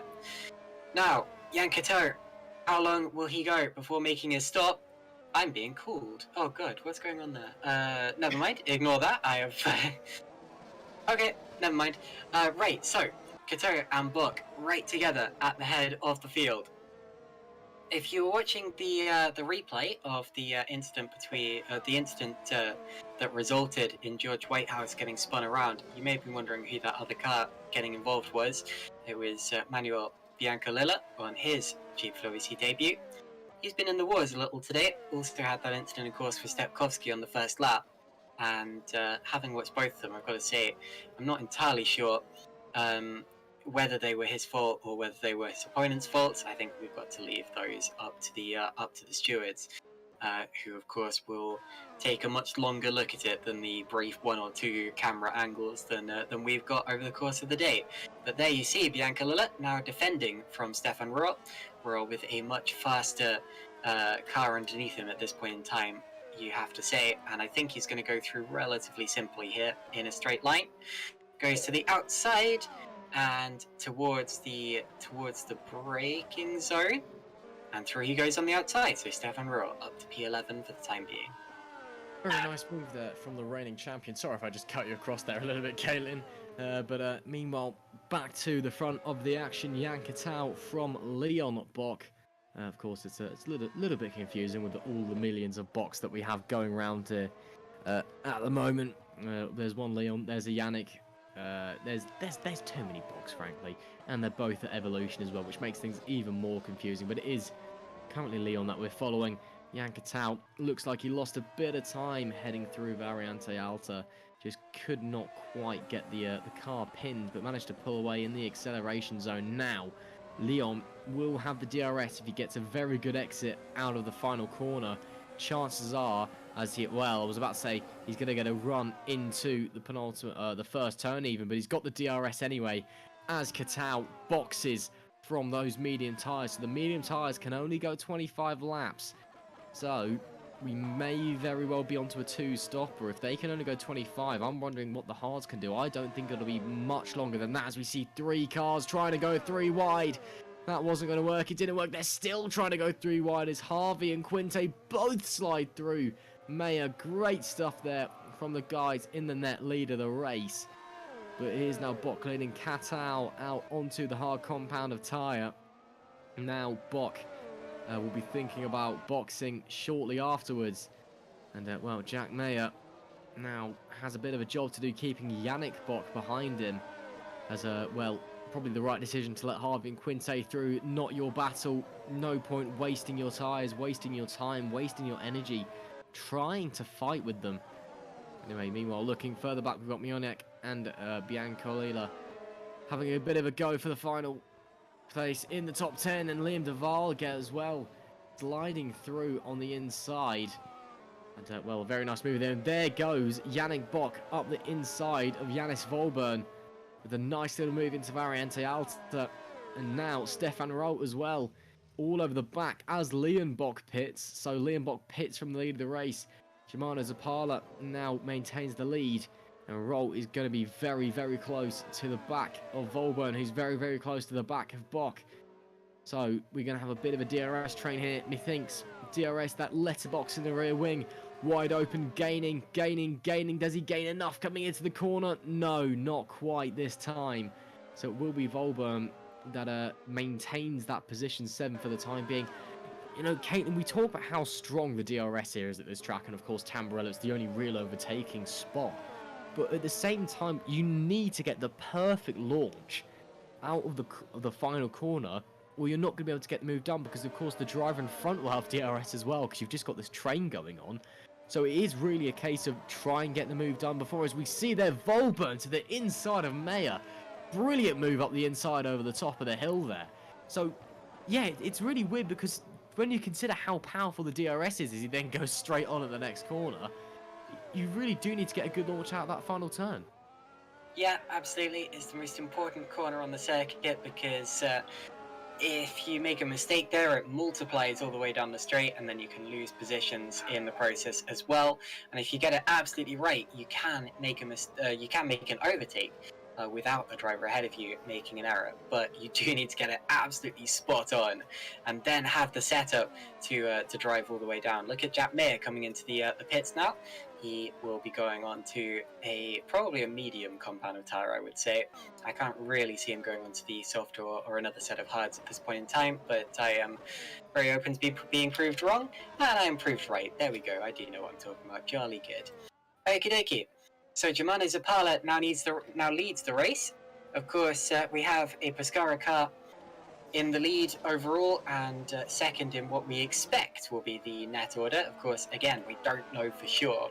Now that's very impressive. Pescara, we know they're good. They won the Superleague championship last year, but this is their very first GPVWC Super League race, and it's almost a Braun GP story of a team coming in and being contenders in their very first top level race. Over the curbs goes Quinte. In fact, Quinte and Harvey aren't too far behind where Zapala is on track right now. Robin Panzer is the car you see just ahead of them. Panzer, one of the last cars on the road that hasn't yet stopped, and considering he started on the medium compound tyre, that's relatively impressive. Just trying to run long after starting from the very back of the grid, and why not? Thomas Harvey now to the outside, goes through. Quinte not able to follow him through, and it looks as if Quinte may have made a mistake actually, because he dropped back a little way on that last lap. So Quinte there, a little bit of a twitch, and he now gets up the inside of Panzer and goes through into third position, and he's got to start thinking about catching back up to Thomas Harvey there. I saw a little bit of a change in the order further down in the points. Didn't quite see who that was that last time around. But anyway. Oh, look at this. We've got Panzer now losing a place to Bock as well. And Bock gets through to the top of the hill. And that's important. Again, Panzer losing time now, and will probably come into the pits at the end of this lap. He's got Stefan Rohr behind him, and Rohr is still one of the quickest cars on track, if not the quickest car right now, despite being on the hard compound of tyre rust. Yeah, indeed. Of course, your reigning champion is absolutely flying in that Edge Esports #1 machine. And Robin Panzer, well, all he can do is look back in his mirrors and see the blue and white liveried car filling the reflective surface. And, well, coming around the final corner, he'll have the DRS. Look how close he is anyway. However, Volburn as well, and he dives into the pits for good measure anyway. So there it goes. Harvey, meanwhile, with the fastest lap of the race there. 118.312. So now what we're really waiting for is Zapala to come into the pits, and then it's kind of back to normal order up the front. As Rohr and Volburn, they don't swap positions into the Tamburello chicane. Matthias Muss and Jeffrey Fournier, meanwhile, having a bit of a ding-dong coming through the opening of the lap. And where does Robin Panzer come out? Meanwhile, he's going to be outside of the top 20. It looks like it's going to be P21 that he comes out of the pits in. Of course, we've had 2 DNFs already, unfortunately, losing Stepkowski and Jan Dragoon from this race. 27 drivers remain, and there was someone who had a disconnect earlier and wasn't there, as Max Hammerlink dives to the inside of Cam Roger and gets the move done on Cam Roger. Great stuff there from the master, Max Hammerlink. Been a while since I've been able to say that. And again, as I was saying, we did have a disconnect on lap 1. Who was it that disconnected before? It was David Fidok on the formation lap. Fidok, yeah, thank you. Sorry, it did escape my mind there. David Fidok, unfortunately, we lost before the race even began. So that was that. So we've had technically 2, realistically 3 retirements from this event so far. And well, as here we see Jack Mayer and the on fresh rubber Robin Panzer. Now looking like they're going to come to blows. Yellow flag out in Sector 2. It's gone as quickly as it came. And well, now it's all about what can you do coming to the midway point in the race. Just about a lap and a half away from being halfway through round 1 of the season. And then we're really into interesting territory. Where do your tyres land? What can you do? What can you go on those tyres? Do you need to box again? Can you make it to the end? Do you risk going to the end in the case of falling off the cliff? It is really a question that is up in the air. We simply don't know at the first round of the season. No one really knows what's going to happen, especially the track that's as unpredictable as Imola.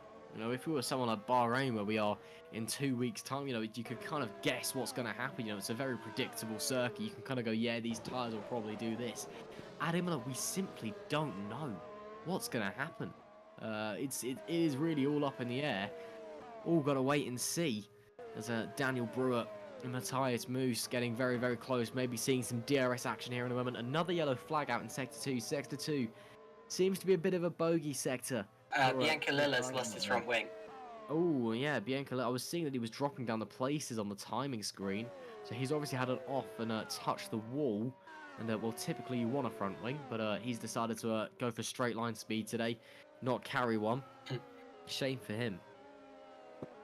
Yeah, lost it in Acqua Minerale. It's a popular place to have an accident. And he's lost his front wing in that one. Now, another thing that I've been keeping an eye on is the YouTube chat. Now, I don't normally repeat other people's jokes, but Cardona there saying winning their first race would be an epic achievement, with epic in capital letters. And the reason that's a clever little joke there is because another team on the grid today, Epic Racing, also won their first Grand Prix back in 2018. So, well done. I'll give you that. Good one. Little... not bad, I've heard worse. Yeah. Anyway, I think George Whitehouse just had a little slide coming up the final corner there. He's lost a place to David Yunt in that one, I think. Sorry, no, he's been lapped. Okay, so that's why he was moving so slowly down the straight.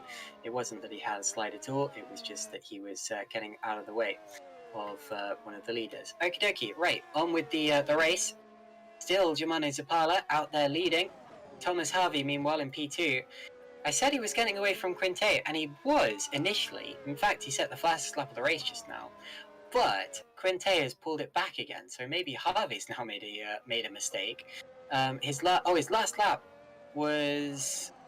Yes, his last lap was about half a second off the pace of what he was doing before, so he's struggling for consistency right now. And Quinte has managed to pull it back again, so he's still in DRS range, despite looking like he was at risk of losing it. And the fight is still on there for what is currently P2 and P3. Yannick Bock still doing a pretty strong job in P4 there, especially considering that he almost had a George Russell style accident a few laps ago. Remember that? But anyway, and he's already had his pit stop. He had it on lap 15. He's one of the drivers that pitted rather early in this race, and I wouldn't be surprised to see him going for a 3-stop strategy. So whether he stays that high up the order or not is, well, that remains to be seen. But we know that Yannick's very good. He won several races last season and finished second in the championship. And yeah, doing a pretty good job to still be in that position, despite almost having a big crash. Indeed, yeah, big crashes probably not what you really want, to be honest. Would seem like most people now on the hard or the medium combat tyres. Looks like Bianca Lilla's retired as well with Roger, actually. So big shame for them to drop out of the race. But you know, that is motorsport. It is a cruel sport, and you know, finishing, it's not for everyone. You don't finish every single race every single time. You are going to have nights and weekends where it's just not going to go your way, and you are going to wind up heading for an early shower. But that's how it runs sometimes, unfortunately.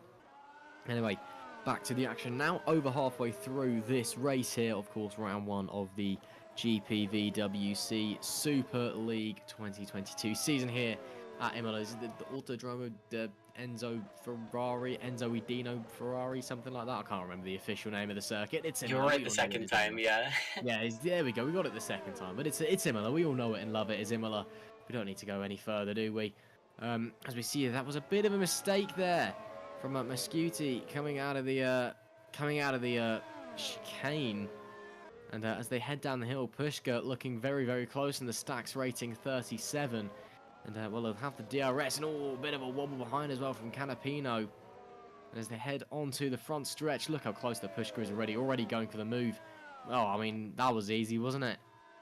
Yeah, and Jamal Zapala comes out of the pits now, so Thomas Harvey leads the race once again. And the leaders slipstreaming each other. Yannick Bock catching up. Yannick Bock was quicker on that last lap and is catching up to the top two. So it's getting close once again. Thomas Harvey leads. Quinte second. Bock third. Then Rural, Woolburn, Winnick, Deval, Fournier, Brewer and Moose are the top 10 at this point in time. Jan Cato doing a good job to hang on to P11. He's the top debutant in this race. Adam Maguire's P12, then Philip Pushkir is about to overtake him, I think, potentially. And then it's Germano Zapala and Augustin Canapino rounding out the points-paying positions at this point in time. We're just over the halfway point in the race. It seems like a good time to go running through the order like that. Cam Roger, meanwhile, the reason that he retired is because he also lost his front wing in a very similar way to Bianca Lilla, although a corner earlier. He lost it at the, I think it's called the Piratella, the corner at the top of the hill. So apologies if I got that slightly wrong. It's something like that. I know it starts with a P anyway. And bounced off the barriers on the inside there. Lucky not to collect anyone. We saw an accident in Formula Sprint 1, which resulted in plenty of the top runners being taken out, which looked very similar to that. Now, side by side, Zapala and Pushkit. And this time it looks as if Zapala's made it stick. And Pushkit drops to 14th. So he goes from running on the back of Adam Maguire to dropping down a place, and Augustin Canapino is now attacking as well. These two of the most famous drivers on the grid. Augustin Canapino, a semi-professional racing driver in real life, has competed at the Daytona 24 Hours, which is extremely impressive, I've got to say. And Philip Pushkit is a champion of the series back in 2015. And it's fantastic to see both of them running together on track. Bit of a shame it's so far down though, because I feel that maybe with a slightly different car or on a slightly different day, these two would be right up the front, and this would be the contest for the win. Yeah, indeed. Well, you know, that's just how it runs sometimes. Quinte to the inside, and he makes his move. So Alessandro Quinte takes the lead of the race. Yannick Bock now within a second of them as well. So Alessandro Quinte has made his move. I was waiting for it. Trouble is, it was very, very difficult to work out when it was actually going to happen, because they looked to be exactly the same distance apart going onto the straight as they had been any other lap. But it looks as if this time Quinte just had slightly more of a run on Thomas Harvey and was able to capitalize and make the move that he hadn't been able to on previous laps. So the lead changes once again. That is the fourth time that the lead has changed in this race. Oh, it must be fifth time, because Harvey got through at the start as well. So that's the fifth time that the lead has changed in terms of the net result, and it's changed even more when you count the drivers who have been ahead during the pit stages. Great stuff there from Alessandro Quinte, and in this three-way fight for the lead, that's how it stands for the time being. Yeah, great stuff from Quinte.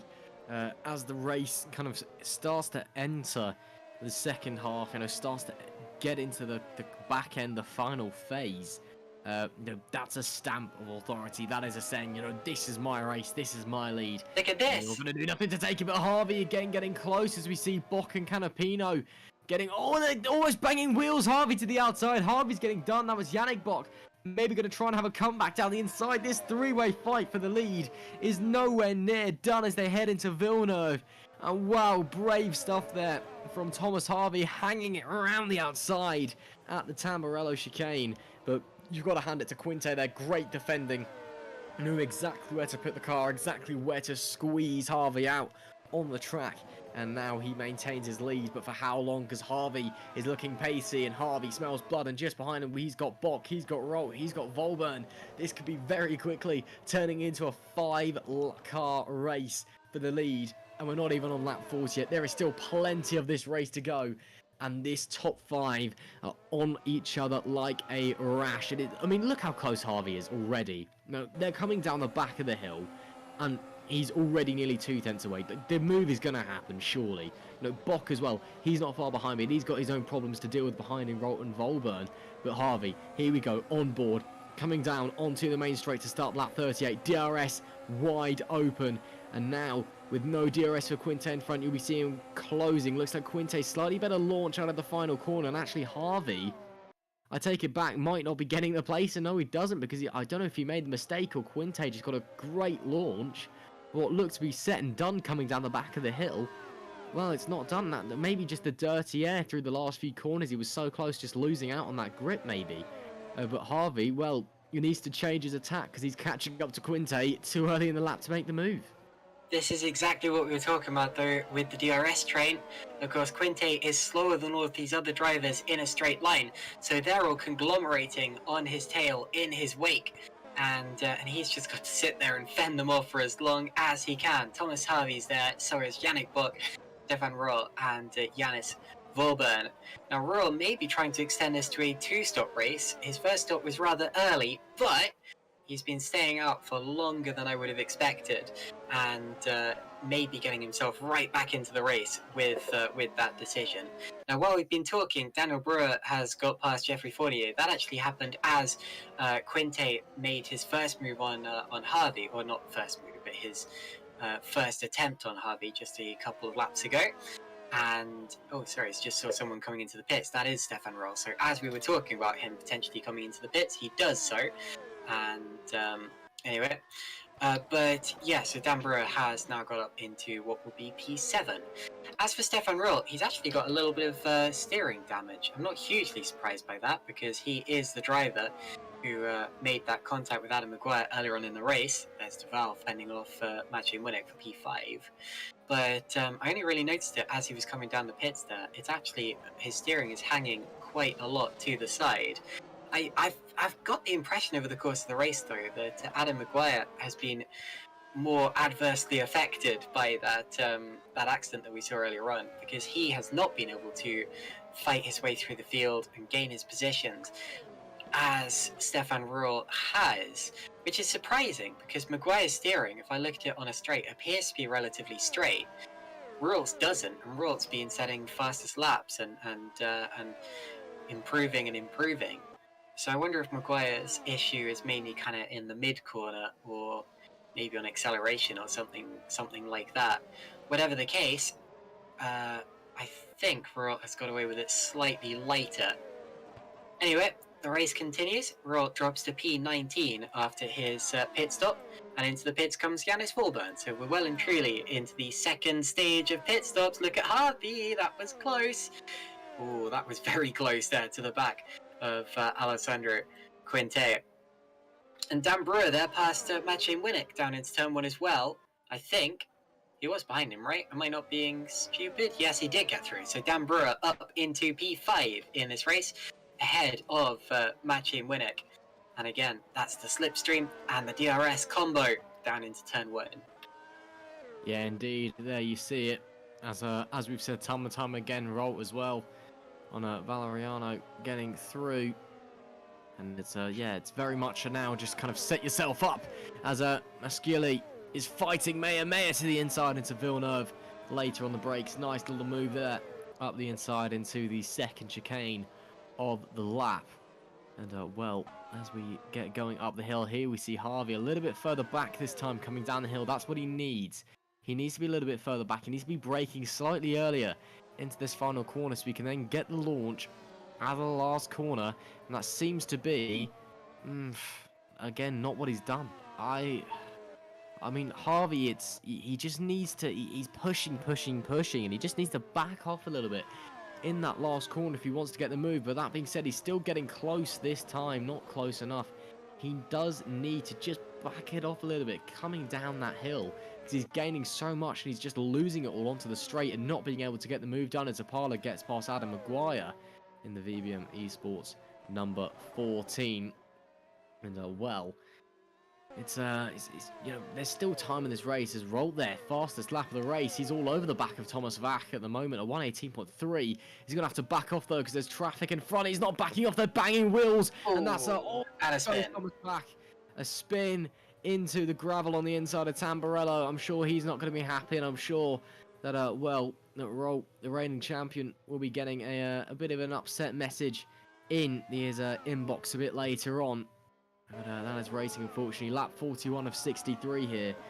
And, well, here we see Harvey again a little bit further back this time. And if he can stay above 0.3 of a second coming around the final corner, I think he'll be good. And again, yeah, that's good through there. And that is good through there as well. And actually, no, he's coming into the pits. Okay, that is something I didn't expect to see coming. Thomas Harvey dives in. I don't know why you weren't expecting it. It's about that point in the race. Thomas Harvey is in the pits, as is... Who was that alongside him? Yannick Bock is also in. And someone else, Matthias Moose, has come in as well. So 3 of the top 10 in on this lap. Meanwhile, I'm afraid to say Giordano Valeriano has just crashed out of the race, and it was not his fault. I've had a look at the replay, and unfortunately, it was... Jack Mayer, who lost control of his car, and Valeriano had nowhere to go and ended up in the barriers. So that's how he's ended up out of this race, and I think Mayer's got an apology to make after this race. Meanwhile, Germano Zappala, fastest lap of anyone, and we're getting very close to the 117s here. I expect we'll probably reach those in the final few laps of the race as drivers get to low fuel running. Alessandro Quinte heading towards, well, first of all, heading towards a back marker, and second of all, heading towards another lap. He's surely got to pit now so as not to lose the lead as he did in the first stint. Learn from your mistakes, Alessandro. Does he come in? No, he doesn't. He stays out. So, Alessandro Quinte stays out another lap. He's got traffic coming up, and it's David Yun in the second, sorry, Florian Gaia in the second Epic Racing team car. I say second, it's the first Epic Racing team car, the only one remaining, with David Fayuk, of course, out of the race already. But little surprised by that. I think maybe, then again, Thomas Harvey also has traffic here. He's got Philip Pushke ahead of him. So it's actually going to be rather close here. Jeffrey Fournier comes into the pits as we speak. Thomas Harvey makes the move on Philip Pushke. That's gone by safely. Pushke also being overtaken by Yannick Bock there, who sees the initiative and pulls the pin. Now, Alessandro Quinte. Soon, Gaia will be getting the blue flags. And also soon, Quinte is going to be coming into the pits, I presume, but with 20 laps remaining. Pushke and Volburn side by side, both on different strategies. Pushke should probably let Volburn go here, up towards Piratella, and he does, so another clean overtake being made. There we go, Russ. Yeah, indeed. I know I said it was that I was surprised. I was surprised he dived into the pits at that moment. I know that we are expecting pit stops around this time with 20 laps to go. It was just I wasn't expecting it at that moment in time. Anyway, back to the action on track. Rolt getting close to the back of Canapino, coming down the back end of the circuit on the brakes, turning in. Look at how much better the turning on Rolt's car is. He just pivots the car into the corner. And, well, with the DRS, look how close he is already. Look how much he's gaining without it. Look how much... Doesn't even need to use the DRS by the looks of things. And, no, he's not. So, Stefan Rolt... no, he does now have the DRS open. He only opened it halfway down the straight. gets the move done. That was easy. Harvey there with the fastest lap of the race after diving into the pits. So Quinte will now be thinking about coming into the pit box, surely. Well, we'll just have to wait and see, I suppose. But Rolt moves up to P8 in the last 20 laps here. So we're getting into the closing phases of the race. Quinte surely will come into the pits this time by, surely, just because of the sheer pace that Harvey's just displayed on that fresh rubber. Runs a little bit wide through the penultimate corner. Not sure if he missed his braking zone or just doesn't have the grip. No, Quinte stays out. Okay, so Quinte valuing going a little bit longer on this set of tyres. He thinks he's good to go a little bit longer and then get the move done later on into the race, should he come out behind Harvey. Now the thing is, traffic as well. We don't know exactly how long the hard tyres can go and how long the drivers are comfortable to go on those hards, because usually drivers come in not necessarily when the hards have gone off, but when it would strategically benefit them to go onto a softer compound. So usually the drivers are trying to spend, as you see Harvey there making a move on Canapino, usually the drivers are trying to spend as little amount of time on the hard tyres as they possibly can, and as they possibly can without losing strategic advantage, and not necessarily when the tyres go off. But Quinte is trying to extend that stint, and I'm not sure whether he's trying to make a really late stop for softs. I mean, if he was going to, I thought he would have done it already, but surely that's what he's going to do. Can't see him going to the end of the race. Remember, he stopped on lap 15 for those hard tyres, so that's how long he's been on them so far, 30 laps, and we have another 15 laps to go. So again, this would be about when you'd expect him to come in for softs. I'm just surprised, because I feel like the softs can go to the end from here, so I'm surprised every lap that he goes by. I'm surprised to see him not coming in, especially, I mean, he would have got a wake-up call from Harvey's pit stop earlier on in the race when Harvey came in. Now, another thing to look out for here is that Stefan Roth is ahead of Thomas Harvey, and that is for position. Now, Harvey's got the DRS. Stefan Roth with a little bit of a question mark hanging over him after that accident earlier on. Chris Shepard, of course, put in the YouTube chat a little while ago a little prediction that Stefan might win this race but then get a penalty. That may actually come true here. I can very much see that happening. Maybe. I mean, again, we're not stewards. I mean, we're just kind of suggesting what may happen, and it is a possibility that Stefan may be seeing himself get a penalty after that incident earlier on. But again, that's down to, if a complaint gets put in, how do the stewards treat it? It may get treated as a racing incident as Fournier shoves Mayer out to the side of the circuit there to take P14. Lovely bit of a overtaking move there, just to, take your opponent off the racetrack. It's the easiest way to do it, really, isn't it? Make them run wide. So yeah, we'll just have to wait and see. So keep your eyes peeled on the GPVWC Discord post-race, because you may well be seeing an appeal coming in. And Rolt may well be getting slapped with a penalty. Who really knows? Yeah. Well, it's definitely a possibility. I'm not saying that's necessarily what should happen or what I expect will happen. But right now, I would say Stefan Roth is the favourite to come home first in this race, because he's jumped Thomas Harvey in the pits. And I do apologise for not making a bigger deal of that when it actually happened. I have to admit, I wasn't watching Stefan, because Stefan's had such a comeback drive in this race. He's passed cars, he's made the most of the strategy, and most importantly, he's been ridiculously fast. Trouble is, though, Thomas Harvey now is also ridiculously fast, and more so at this point in the race. He's the first driver under 118. I told you we'd get into the 117 soon. And 117.6, that's extremely fast there from Thomas Harvey. So I think that what you're seeing for 8th and 9th on the track right now is as Quinte pits. So we're about to see whether it actually is the fight for the net lead or not. It depends on where Quinte comes out. Has he made that stint on hard tyres work? He's now on the soft tyres, and he is exiting the pit lane. Giovanni Zappala comes in the Pescara as well, but don't worry, they're not going to double stack, because Quinte is already on his way. Onto the start-finish straight. Harvey may have a go at Stefan Rolt here. Rolt's got Leon Bock just ahead of him.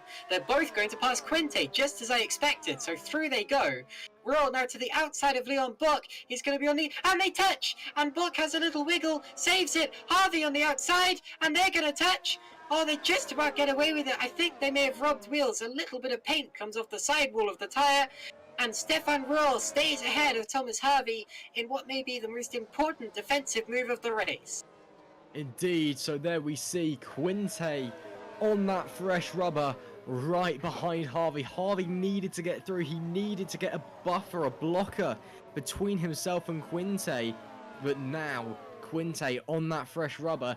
This is for the net lead of the race. And we've got about 15 laps left to go. And it is very much game on here at Imola. Look at the pace that he's got on board already with that new tyres. I mean, don't get me wrong. Harvey's tyres aren't that much older, but they'll drop off a lot more. And already the instant grip that Raw has on board, not Raw, apologies, Quinte has on board is just, you know, it's above and beyond. So what we're going to be seeing pretty soon, I'm sure, is, well, Quinte getting onto the back of Harvey. And look, we're going to get some DRS training here. Surely Harvey, this is an opportunity that he needs to take. But Rue in front has the DRS, and Rue will be looking for a move on Bock. In the meanwhile, surely they're closing on each other. They're closing, but no one makes a move. This time by lap 49 of 63. And well, this race has been blown wide open. And it's going to be a nail biter come the end, I can assure you.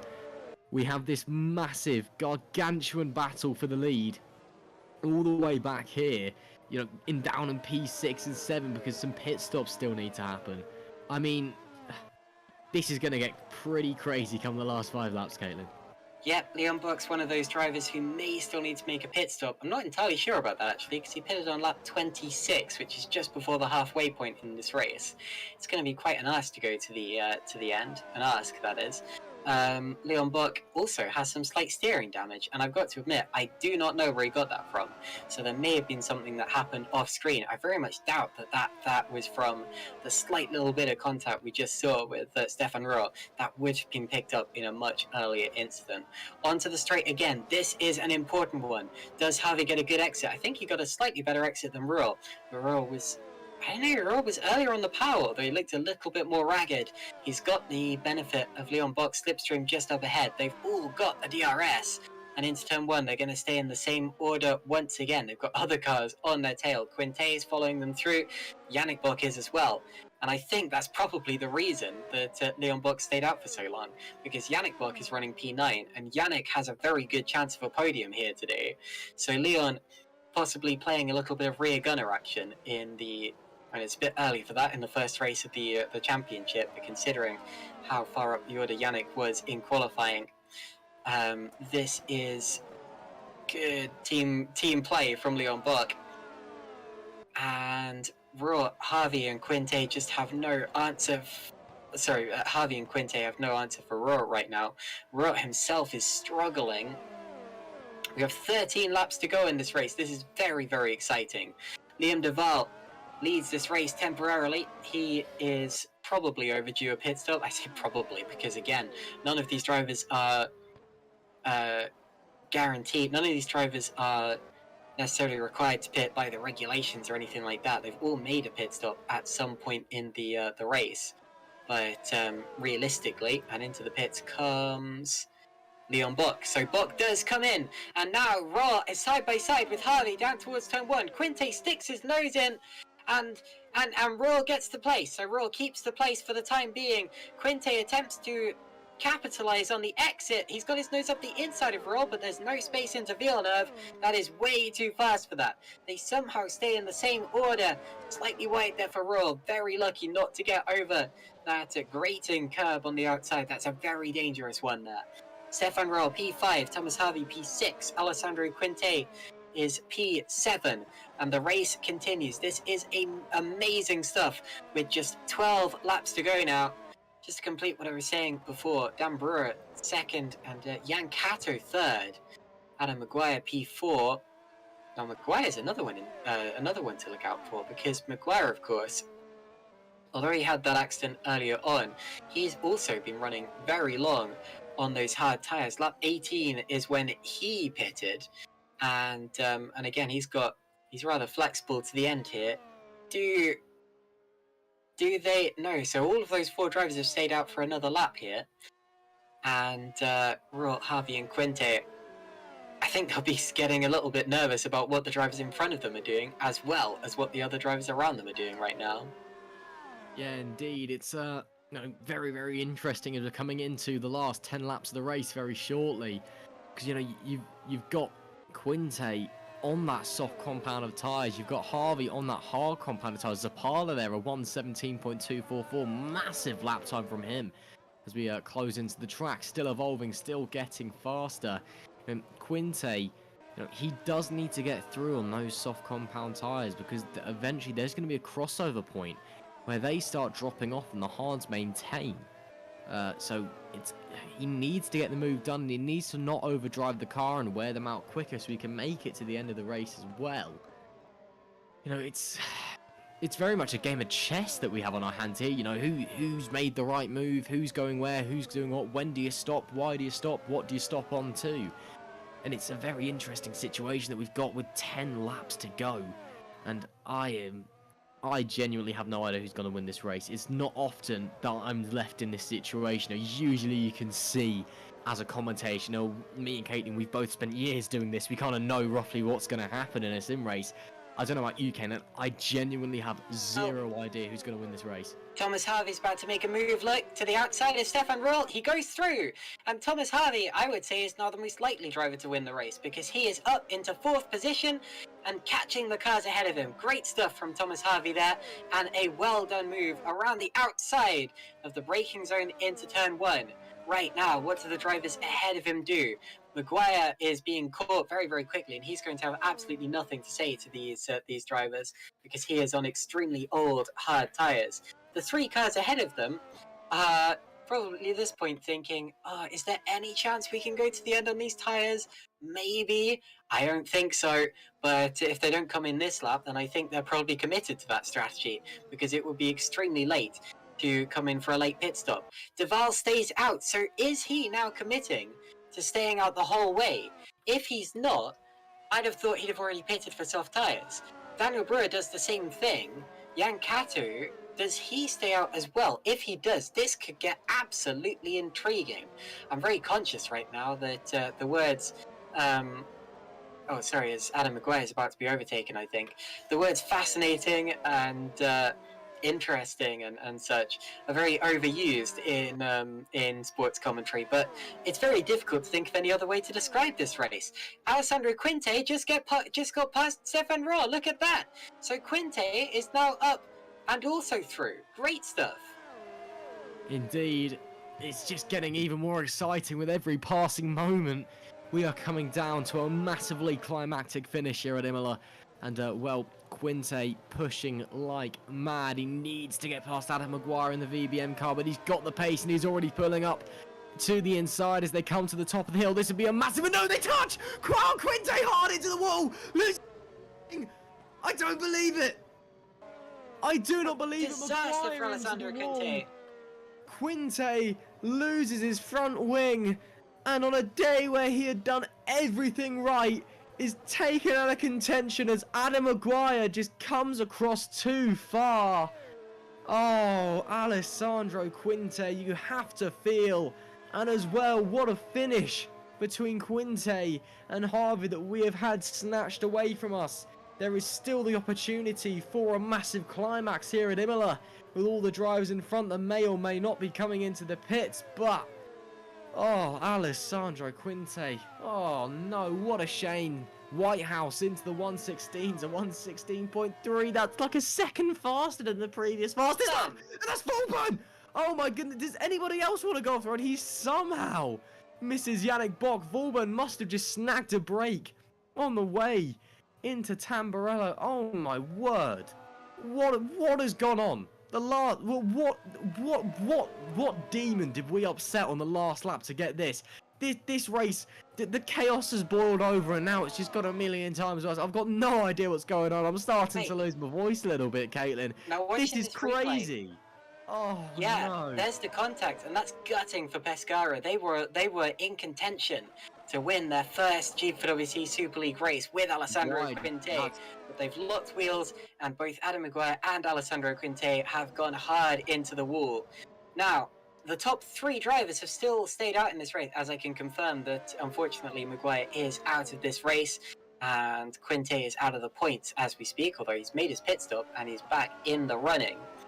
Now, all of the top 3 have stayed out again. They are surely committed to staying out this whole way. And if Duval and Brewer can do it, if they can do it and they don't hit a tyre cliff or something like this, I don't see any way that Thomas Harvey can catch them here, because there's 19 seconds of a gap. And, I mean, they've only got seven laps to go now. That's fantastic stuff. If they can make it the whole way, there are people in the YouTube chat predicting that they can do it.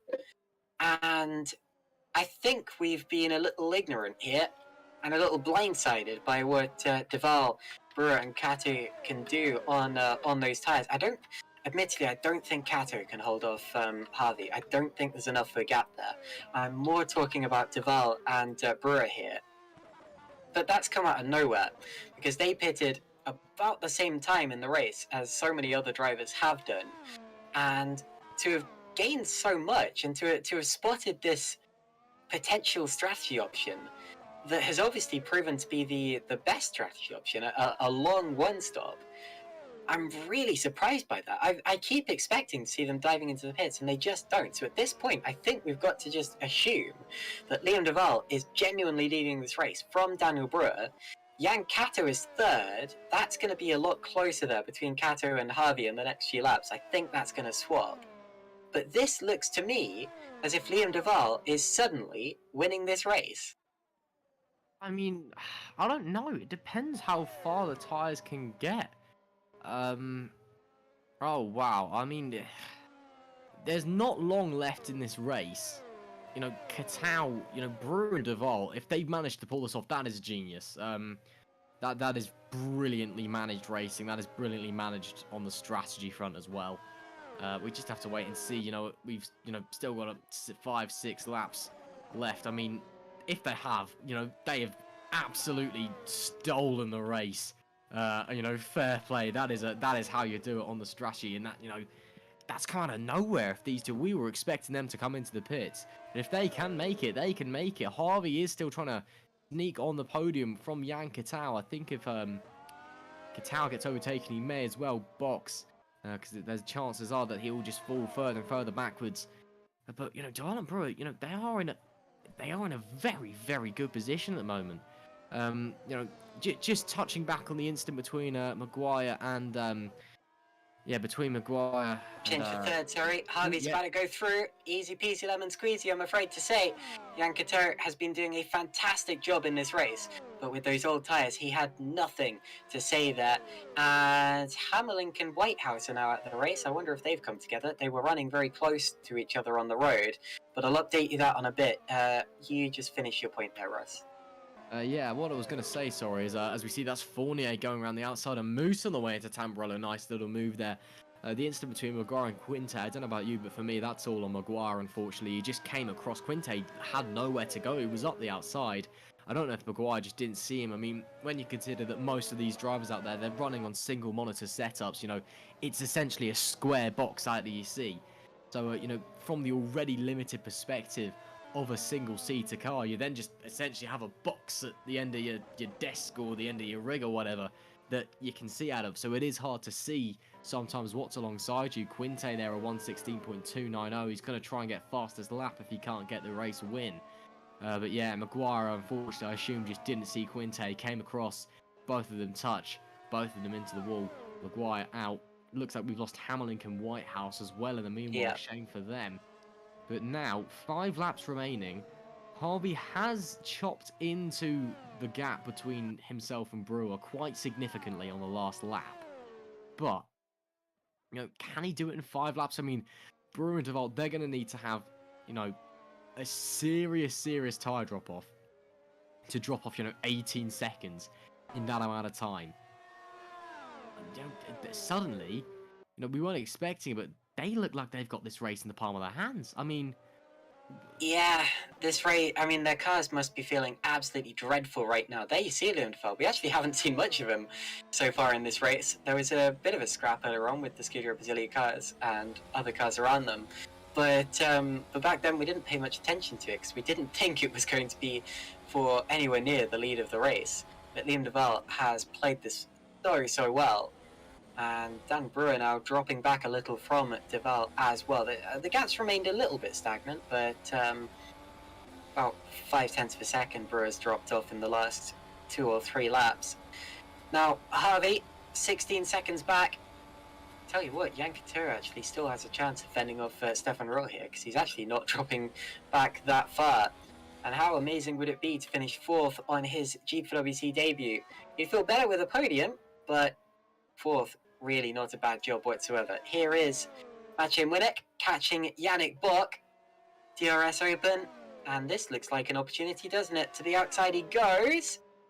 Stay clear of the grass, we know what that can do. Oh, he's lost it! Round and round goes Maciej Winnick. Luckily no one else coming through, because he came straight back across the track again. And stays P7, but that was an opportunity wasted there. Meanwhile, I took a quick look at what happened to Whitehouse and Hammerlink. I'm afraid it looks if they've both given up on their own terms. We're at that point in the race where drivers are thinking about conserving their engines, things like that. These engines can be used again in future races. It's a very clever thing that GPVWC does, carrying engines over from race to race. I don't know of any other sim racing championship that actually does that. So both those drivers, I think, have tactically retired their cars, and we have 21 drivers who are still intending to finish this race. Yeah, indeed. And into the last few laps we go. And, well, Harvey, again, a big chunk of time ripped out in that last lap, but it's not enough. It is not enough. And if they carry on going as they stand, it should be de Waal and Brewer winning this race. But again, those guys are on the ragged edge. That gap is going to keep dropping faster and faster. It could be very, very close. I'm not saying it will be just yet. I still think that it's not enough. I still think de Waal just needs to keep it on the run. He's got it. 10 laps ago, we weren't expecting. We were expecting these two to come into the pits. It was only really, lap 55, 56. Like, hang on a minute. de Waal and Brewer haven't boxed yet, and they seem to be going to the end here. But yeah, I mean, it's not enough from Harvey yet, but it could maybe happen. I'm not sure. Liam de Waal for Scuderia Brasilia, of course Daniel Brewer as well for VBM. What a strategy these guys have pulled off here, even if Harvey somehow catches them in the end. What a strategy they've pulled off here. That is, out of absolute nowhere, they flipped our perspective of the race on its head. They flipped the race on its head because we weren't expecting them to. We were waiting for them to come into the pits, and they just haven't. As we go on to the penultimate lap now, Harvey is, he's got 13 seconds to do in 2 laps. That's just, it's not going to happen, is it? Liam de Waal and Daniel Brewer have pulled off a tactical masterclass here today, and I've got to applaud them. I simply have to applaud them. That is genius, absolute genius. Then we see Stefan Roll the outside of Yankatau for P4, gets through Yankatau well before the braking zones. That was quite easy, and Roll up to P4 after all of that drama that he's been through today. Great stuff from the reigning champion, and he'll be maybe not so satisfied that he's on the podium, but it's a good start to the season for him nonetheless. But as I was saying, de Waal and Brewer, I mean, it's not often that you just see sheer tactical genius in sim racing, but today is one of those days. I've got to take my hat off to them. It's been fantastic. Yeah, great stuff. Liam de Waal with 2 GPVWC sim racing victories to his name already. He won the first race of last season as well, but then unfortunately fell out with the Adonis team. And I'm thinking of the wrong person, aren't I? I'm thinking of... no, that is Liam de Waal. No, I was right. 2 victories to his name already, and he's about to go into the final lap of the race. And hopefully this year he can transform that, or hopefully for him anyway, he can transform that opening race win into something that carries through the season. Dan Brewer in second place. He also knows what it's like to win a GPVWC Super League race. He won the 2019 USA Grand Prix. and he's also a driver who didn't make the majority of last season. So again, hopefully can make the full season this year because he could be a real contender there for VBM. Thomas Harvey, meanwhile, doesn't know what it's like to win a Super League race. I'm sure he can imagine, and I'm sure he will be disappointed to have had the lead taken away from him through strategy today, because Harvey has been one of the best drivers, as Volburn, meanwhile, has just passed Matthias Moos for a 10th position there on the final lap of the race. Great stuff there. But Thomas Harvey, his best result in GPVWC Super League was actually his debut at India last season, where he finished 4th. Knows what it's like to win further down the season, down the career ladder. He won 2 races in Super Leagues last year and has the potential to win in Super League, but hasn't managed it yet. Liam Duval has snatched victory from the jaws of defeat out at the final corner. What a fantastic drive from Liam Duval, and a well-deserved victory. Amazing stuff. Daniel Brewer will come through in 2nd position. Thomas Harvey, don't get me wrong, he has done a wonderful job today to take his first GPVWC podium, but he will still be disappointed with 3rd. I'm sure that he will feel that he could have won today. Stefan Ruhr, our reigning champion, gets his season off to an average start by his standards, finishes 4th. Jan Catou on his debut, P5, not bad whatsoever. Yannick Bock is P6, Maciej Winnick will be P7. Jeffrey Fournier in the other Scuderia Basilia car will be P8. Scuderia Basilia will be over the moon with their double top 10 finish. Germano Zapala takes 9th place just from Yannis Volburn in the end, and it's only a 9th place finish for Pescara ADG, who looked as if they were going to have a massive points haul on their first Super League race. Matthias Moos, P11. Robin Panzer, P12 from 30th on the grid. Great drive from Robin Panzer there. Apologies that we didn't mention him too much. There was just way too much going on at the front of the order. Leon Bock, P13. Tried to help out his teammate as much as he could and did it pretty well. Tomasz Vok will be P14. Augustin Canapino picks up the last point in P15. Those are the unofficial race results anyway. The official race results will be announced in about a week's time. Jack Mayer misses out on the points in P16. Then Eros Mascioli, Alessandro Quinte, who took fastest lap, by the way, after his accident. Philip Pushke, David Yunt, and Florian Guy also finished the race. And then we had plenty of retirements. We had 9 retirements in all, if you count David Fiduk, who failed to start the race. There you see the results on your screen. No point running through them again because I just have done, so apologies for jumping the gun a little there, but you'll at least see our nice shiny graphics on the screen there. Thank you to Jack Mayer, of course, for providing the graphics as always, the head of the broadcast team. But Ross McIntyre, what a race we've just witnessed there. I mean, I don't really know what to say. When I said I didn't know who was going to win the race about 15 laps ago, I definitely didn't expect it to be Duval. But there you go. We've had crashes, we've had chaos, we've had a race flipped on its head in the last 5 laps because we realised that someone's strategy was actually really quite good and we didn't see it coming. What an opening round of the season we've just seen, Caitlin. I just retired, to be honest. There's not really any point. I'm happy with that one because we all just go home, just call it there. Yeah. I'm happy with that. I mean, without trying to make it sound like I'm making it about me, I'm partly embarrassed that I didn't see that one coming until it was way too late. And also partly pleased because I did say at the start of the race that 2 stops and 1 stops would be the order of the day. And guess what everyone on the podium has? The top 2 have 1 stops, the 3rd place driver stopped twice. So, booyah, I guess. But anyway, Liam Duval wins the race, followed by Dan Brewer and Thomas Harvey. A fantastic day of GPVWC sim racing. And if you stick around for long, then or for a bit longer, then you will hear their interviews, hopefully. I'm going to have to say goodbye to Ross McIntyre, though. Ross, you've got to head off. Just final few words about that broadcast there. Yes, thank you very much, Caitlin. Unfortunately, got a busy day tomorrow, lots of things to prepare, so I do need to shoot off. But yeah, well, final thoughts. What a way to open the 2022 season. What a way to kick off the GPVWC Super League here. And well, if you're new to GPV, I'm hoping that's convinced you to stay because that was an absolute cracker of a race that we've just witnessed. And well, can we have a few more of those, please? 2 weeks' time, Bahrain. I quite like another one of those, to be honest. That would be quite nice.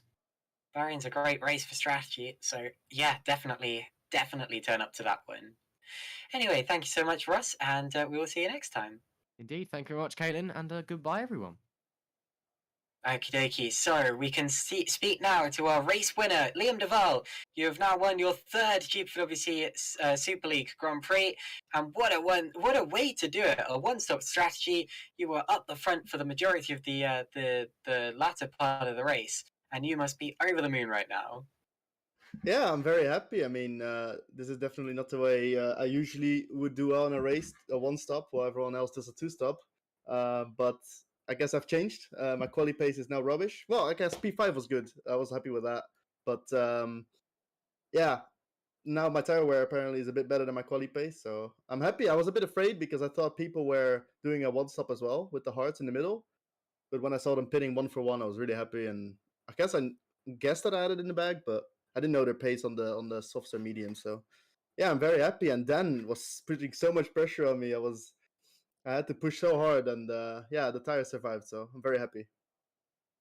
Was it your plan from the start of the race, or did you update your strategy kind of in retaliation or reaction to what other drivers were doing? No, it was always a one stop. I thought everyone else would do it. I mean, like Yannick is crazy on his tires. And he had again so much top speed. He always does this. Like we went with really high wings. He went with probably 1-1 wings or something. And I was behind him in the first time, but when I saw him pit very early, I was like surprised. But yeah, it was a plan from the start, and never. I mean, the wear at the first stint was a bit high. I planned to go 21 laps. I only did 20. But yeah, other than that, it was the planned strategy. I thought you were going to get rid of the hards as quick as you could and go for a 2 or 3 stop strategy, but you obviously know a lot better than I do about that, and it worked out absolutely perfectly. Liam, you're with a new team this year, and you're again, you've won the first race. What are your plans for this season? Are you planning to do the full thing? Are you going to win it? Well, I mean, Adam has had a shocker, I guess, because he crashed out, but Adam's pace is just insane. It will be very hard to go up against him. Also, Dan. Obviously, they're both very good friends. But yeah, last year, I'm kind of known to do very well in the first rounds and then kind of slow off a bit. But yeah, last year was a bit different because my brake pedal broke in the warm-up of Bahrain, or in the practice of Bahrain. And since then, I had like a replacement pedal and just lost motivation because of it, and blah, blah, blah. And yeah, focused on other things after. And now I got new pedals, so they're working perfectly. And I'm planning to be here, of course, for the whole season. But I guess with me, you never know. So Jeffrey and David, good luck. No, I'll stay here for the season. Fantastic stuff. Congratulations, and you've won. Yeah, I have. Thank you. So thanks for the interview there, Liam. We're now going to move on quickly to... we can speak to our third place finisher, Thomas Harvey. You've now finished on the GPWC Super League podium for the first time. How does that feel? It was pretty good. Yeah, quite happy. Pace was really strong. I think maybe in the end we were on the wrong strategy. I mean, Liam was very good and all hard, so unsure how it would have turned out if we'd done anything else. But I don't care right now. I'm quite happy with P3, to be honest. The fight you had with Alessandro Quinte, it was back and forth, and it didn't end up mattering.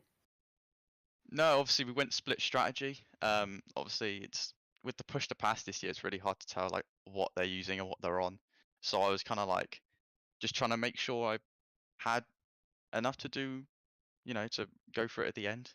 And obviously when on soft tires, if he wasn't involved in like other things, then not sure if I would have held on. I mean, the softs do drop off quickly, but again, we were on hard, so it would have been interesting to the end. But yeah, I'm quite happy I didn't have to find out what his pace would have been. But yeah, it was a good racing, to be honest. Whole race.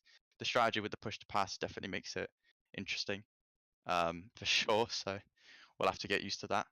But yeah, overall, I can't really complain too much. Well, I'm sure you can't, because as I said, that is your first GPVWC Super League podium. Were you expecting to be quite that competitive coming into this round? Because, I mean, we all knew you were good after those results last year, but that good? Well, obviously it's always unknown going to new season. You don't know what other people are doing. Everyone's being a bit shy on what pace they're running. But I knew within, the people I was practicing with that I was on pace with them. So I knew it was going to be good pace, but I didn't know if it was going to be quite good enough for pole. In the end, it probably could have got pole, but it was still an okay lap for the session. So I'm not going to sit and complain, But it's good to see we're on pace. So yeah, looking forward to the rest of the season if that's how close it's going to be. Indeed. Congratulations, Thomas, and I'm so looking forward to seeing what else happens this year. It's been a great one. Thank you. Okay, so that was Thomas Harvey. Unfortunately, we haven't got Dan Brewer in the interview waiting room just yet. We can speak quickly to Florian Gaia. Florian, tough stuff out there. Yo. So, no points today for you. Are you disappointed? What went wrong? You can bet your rear end, man. I'm sure. Well, quali was my PB, so I'm quite happy with that. Was off pole. I guess I drove the lights car with the gap we had. Yeah. Then the start was pretty poor. I lost like 3-4 places, maybe 5. And then a few laps later, I don't know what Robin did, but it seemed to me like he brake tested me, and I don't know, and I had to avoid it and spun, and then somebody hit me. Then I had to continue with the damage I had. And yeah, well, once you're 20-30 seconds off anyone else, what the hell am I gonna do? So I'm rather annoyed that we didn't restart and warm up when Dave disconnected, like we usually do that. So that's pissing me off quite a bit. I'd really like an explanation for that. Other than that, yeah, congrats to whoever finished on the podium, and yeah, I was one to write off. Disappointing to say the least. Do you have any plans for getting back to your winning ways? Ooh, yeah, well, I have big plans, yeah, of course, but how am I gonna do it?